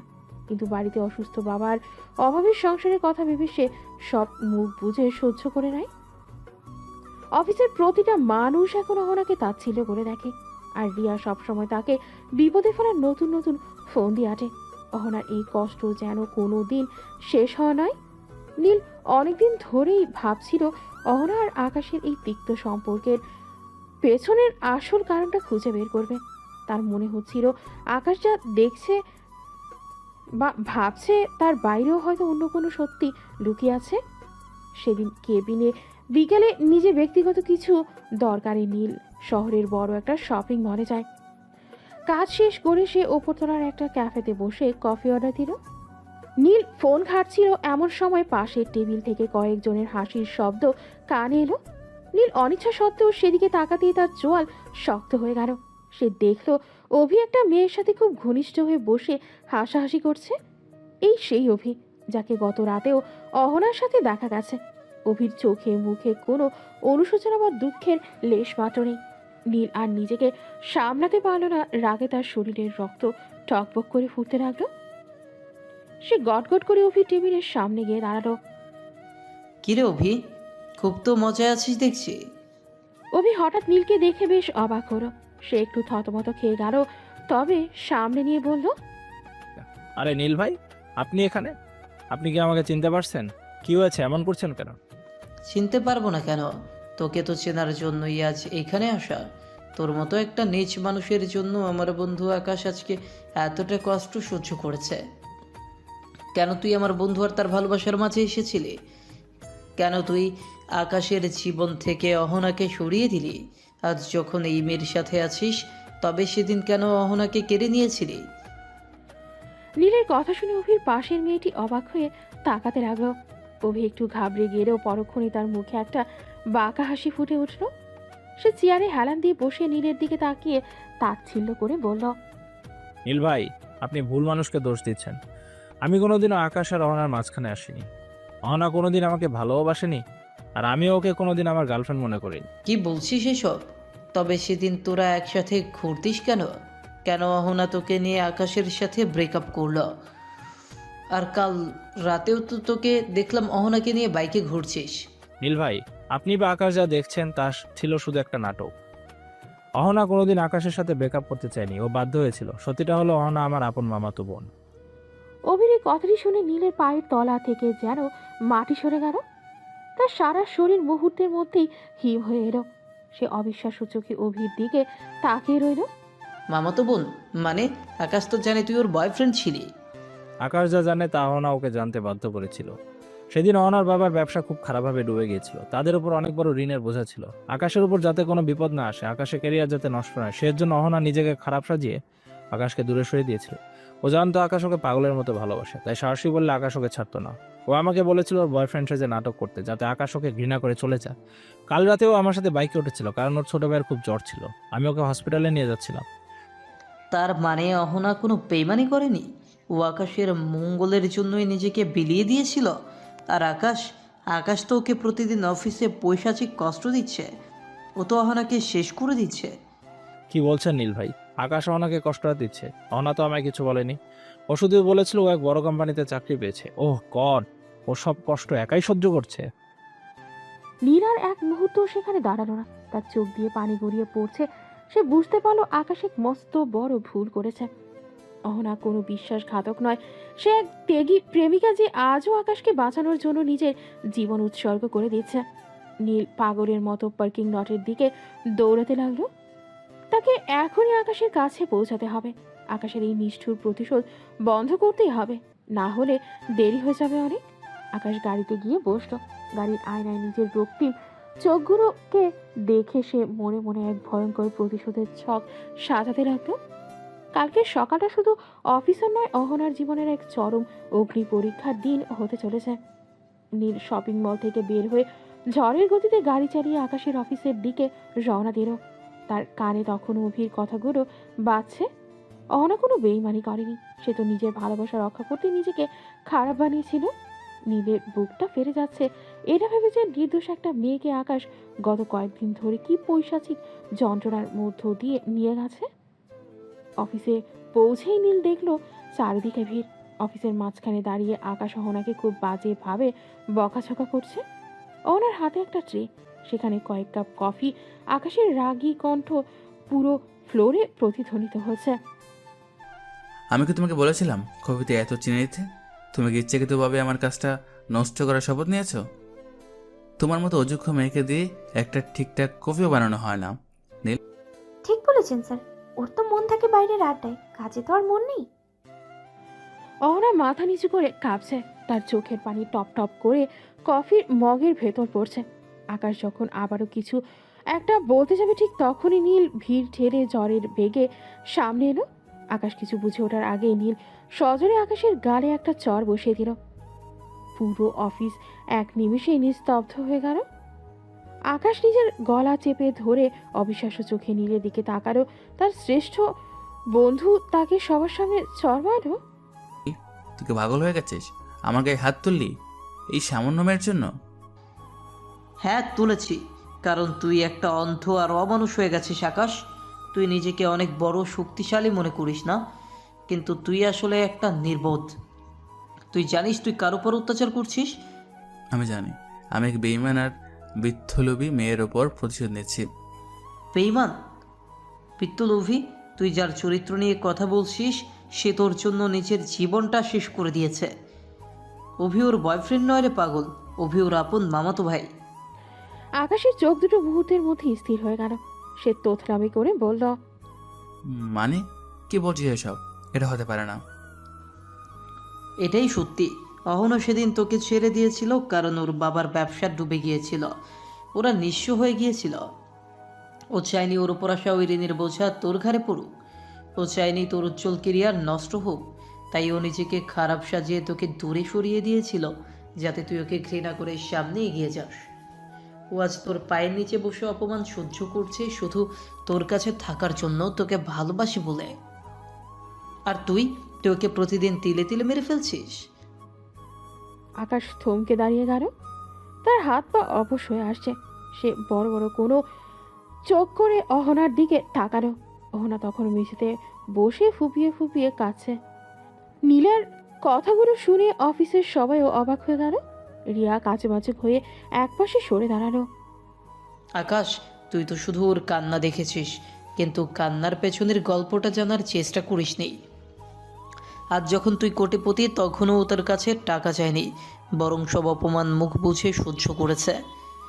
বল এবার বেঈমান কে, ও না তুই? আকাশের চোখের সামনে সব পুরনো স্মৃতি ভেসে উঠল। বৃষ্টির রাতে অহনার সেই নির্দয় ব্যবহার, অবজ্ঞা সবই যে ছিল তাকে বাঁচানোর একটা নাটক। সেটা বুঝতে পেরে আকাশের পৃথিবীটা ওলটপালট হয়ে গেল। সে নিজের হাতের দিকে তাকালো, যে হাত দিয়ে সে অহনাকে আজকে অপমান করেছে। এক তীব্র অনুশোচনায় আকাশের কলিজা যেন ছিঁড়ে যাচ্ছে। সে কাঁপতে কাঁপতে অহনার দিকে পা বাড়ালো। গলির অন্ধকার আর নিস্তব্ধতার মাঝে আকাশের কণ্ঠস্বর যেন পাথরে লেগে প্রতিধ্বনিত হচ্ছিল। বখাটেদের হাত থেকে উদ্ধার পাওয়ার পর অহনা তখনও মাটিতে বসে কাঁপছে। আকাশ তার সামনে হাঁটু গেড়ে বসল। তার চোখে এখন আর সেই নিষ্ঠুরতা নেই, আছে এক গভীর হাহাকার। অনামুখ সরিয়ে নিতে চাইলে আকাশ খুব আলতো করে অহনার দুই কাঁধে হাত চেপে ধরল। এই পাগল মেয়ে, তুমি কেন নিজেকে এভাবে আড়াল করে নিলে? কেন আমাকে এত বড় একটা মিথ্যে অপবাদ মাথায় নিয়ে চলে যেতে দিলে? তুমি কি আকাশকে এতটাই ছোট ভেবেছিলে? না, তুমি কিভাবে ভেবে নিলে যে আকাশ ফার্মাসিউটিক্যালস একদিনে বা কয়েক বছর হঠাৎ করে তৈরি হয়েছে? অহনা বিস্ময় চোখ বড় বড় করে আকাশের দিকে তাকিয়ে বলল, তার কান কি ঠিক শুনছে? আকাশ কি বলছে সব? না রে পাগল, আমি আগাগোড়া এই আকাশ ফার্মাসিউটিক্যালসের মালিক ছিলাম। আমি যখন কলেজে তোমার সঙ্গে প্রেম শুরু করি তখনই আমি এই বিশাল সাম্রাজ্যের উত্তরাধিকারী। কিন্তু আমি চাইনি তুমি আমার টাকাকে ভালোবাসো। আমি দেখতে চেয়েছিলাম তুমি আদতেও এই আকাশকে ভালোবাসো কিনা, তুমি আমার সেই ছোট সাধারণ আর গরিব পরিবেশটা মেনে নাও কিনা। সেটা ছিল আমার পরীক্ষা। অহনার নিঃশ্বাস যেন বন্ধ হয়ে আসছে। সে অস্ফুট স্বরে বলল, তুমি তুমি আগে থেকে? হ্যাঁ, আমি নিজেকে যথাসম্ভব আড়াল করে রেখেছিলাম তোমার সামনে। আমি এমনভাবে চলতাম, এমন সাধারণ কাপড় পরতাম যাতে মনে হয় আমি খুব তুচ্ছ আর ছোট পরিবারের সন্তান।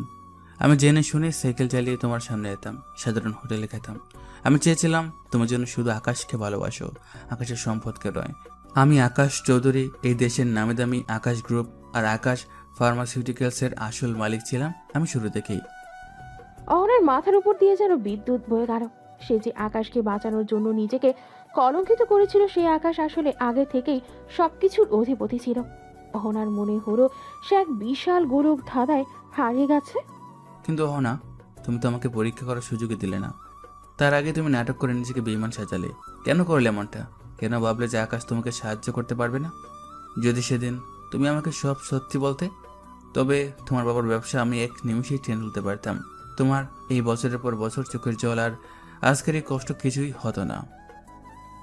আকাশের কথাগুলো শুনে অহনার ভেতরটা দুমড়ে মুছে যাচ্ছে। সে যে পাহাড় সম ত্যাগ করো তা আসলে ছিল অর্থহীন। সে যাকে সাধারণ ভেবে আগলে রাখতে চেয়েছিল সে আসলে এক বিশাল সমুদ্র। অহনা আর নিজেকে সামলাতে পারল না। সে আকাশের বুকে আছড়ে পড়ে ডুকরে কেঁদে উঠল। আমি জানতাম না আকাশ, আমি সত্যিই জানতাম না। আমি শুধু চেয়েছিলাম তোমার কেরিয়ার যেন নষ্ট না হয়। আমি তোমাকে হারাবো জেনে ওই মিথ্যে অভিনয় করেছিলাম। আমি যদি জানতাম তুমি এত শক্তিশালী। আকাশ পরম মমতায় অহনাকে নিজের বুকের সাথে মিশিয়ে নিল। তার নিজের চোখেও ছিল জল। সে বুঝতে পারছে তাদের দুজনের ইগো আর ভুল বোঝাবুঝি তাদের জীবনের অনেকটা সময় কেড়ে নিয়েছে। কিন্তু আজ সব সত্যি পরিষ্কার। আকাশ মনে মনে শপথ নিল যে হাত সে এতদিন অপমানের জন্য ব্যবহার করেছে, সেই হাত দিয়ে সে অহনাকে আগলে রাখবে সারা জীবন। রাতের স্তব্ধতা যেন সাক্ষী হয়ে রইল দুই হৃদয়ের পুনর্মিলনের। আকাশের বুকে মুখ লুকিয়ে অহনা যখন অঝরে কাঁদছিল, আকাশ তখন তার মাথায় হাত বুলিয়ে দিচ্ছিল। যে হাতগুলো গত কয়েকদিন ধরে অহনাকে ফাইল ছুঁড়ে মেরেছে বা অপমান করেছে, সেই হাতগুলোর আজ পরম মমতায় তাকে আগলে রাখেছে। আকাশ বুঝতে পারলো ভালোবাসার পরীক্ষায় অহনা ফেল করেনি, বরং সে নিজেকে বিলিয়ে দিয়ে আকাশকে জিতিয়ে দিয়েছিল। আকাশ আলতো করে অহনার মুখটা তুলে ধরল, তার চোখের জল মুছিয়ে দিয়ে খুব শান্ত গলায় কথা বলতে শুরু করো। অনেক হয়েছে না, আর এক ফুটো চোখের জলও আমি মাটিতে পড়তে দেবো না। তোমার এই 10 কোটি টাকার এগ্রিমেন্ট আমি ছিঁড়ে বাতাসে উড়িয়ে দিয়েছি। তুমি এখন থেকে আমার গোলাম নও, বরং এই আকাশ চৌধুরী আর তার পুরো সাম্রাজ্যের একমাত্র সম্রাজ্ঞী। আমি কিচ্ছু চাই না আকাশ, আমি শুধু চেয়েছিলাম তুমি আমাকে ভুল না বুঝো, আমি শুধু তোমার ভালোবাসা চেয়েছিলাম। পেয়েছো অহনা, তুমি তোমার আকাশকে আবার ফিরে পেয়েছো। তবে এবার আর কোন ছদ্মবেশে নয়, কোনো লুকোচুরি নয়। আকাশ অহনাকে নিয়ে নিজের গাড়িতে গিয়ে বসল। গাড়ি সোজা গিয়ে থামলো আকাশের বিশাল রাজপ্রাসাদের মতো বাড়ির সামনে। নীল আগেই সেখানে পৌঁছে সব গুছিয়ে রেখেছিল। আকাশের মা ড্রয়িং রুমে বসেছিলেন। নীল তাকে সব সত্যিটা আগেই জানিয়ে দিয়েছিল। আকাশ যখন অহনার হাত ধরে ভেতরে ঢুকলো, আকাশের মা এগিয়ে এসে অহনাকে জড়িয়ে ধরেন। আমায় ক্ষমা করিস মা, তোকে না জেনে আমি অনেক ভুল বুঝেছিলাম। তুই আমার ছেলের জন্য যা করেছিস তা এই যুগে কেউ করে না। আজ থেকে এই বাড়ি তোর। পরদিন সকালে আকাশ আর অহনা একসাথে অফিসে ঢুকলো। তবে আজ অহনা আকাশের পেছনে নয়, বরং তার সাথে হাত ধরে হাঁটছে। অফিসের সবাই স্তব্ধ হয়ে তাকিয়ে আছে। রিয়া যখন সেখানে এগিয়ে এলো, আকাশ তাকে থামিয়ে দিল। রিয়া, তোমার আজকে এই অফিস থেকে ইস্তফা দেওয়া উচিত। তুমি অহনার সাথে যে ব্যবহার করেছো তার কোনো ক্ষমা নেই। তবে অহনার অনুরোধে আমি তোমাকে জেলে পাঠাচ্ছি না, শুধু চাকরি থেকে বরখাস্ত করছি। যাও এখান থেকে। রিয়া অপমানে মাথা নিচু করে সেখান থেকে চলে গেল। নীল একপাশে দাঁড়িয়ে মুচকি হাসছিল। তার দুই বন্ধুর মিলন দেখে সে আজ সব থেকে বেশি খুশি। আকাশ সবার সামনে ঘোষণা করল যে আগামী মাসে সে অহনাকে বিয়ে করেছে এবং অফিসের অর্ধেক মালিকানা অহনার নামে লিখে দিচ্ছে। অহনা জানালার ধারে দাঁড়িয়ে বাইরের বিশাল আকাশের দিকে তাকিয়েছিল। তার জীবনের মেঘ কেটে গেছে, এখন সেখানে শুধু সোনালি রোদ। আকাশ পেছন থেকে এসে অহনাকে জড়িয়ে ধরল। কি দেখছো? দেখছি আমার আকাশকে, যে অনেক দূর থেকেও সবসময় আমারই ছিল। দুই হৃদয়ে দীর্ঘদিনের ক্ষত আজ ভালোবাসার প্রলেপে সেরে উঠেছে। কষ্টের দিন শেষ হয়ে শুরু হলো এক নতুন অধ্যায়, এক নতুন গল্পের, যে গল্পে কোনো ঘৃণা নেই, আছে শুধু অন্তহীন বিশ্বাস আর ভালোবাসা। সমাপ্ত।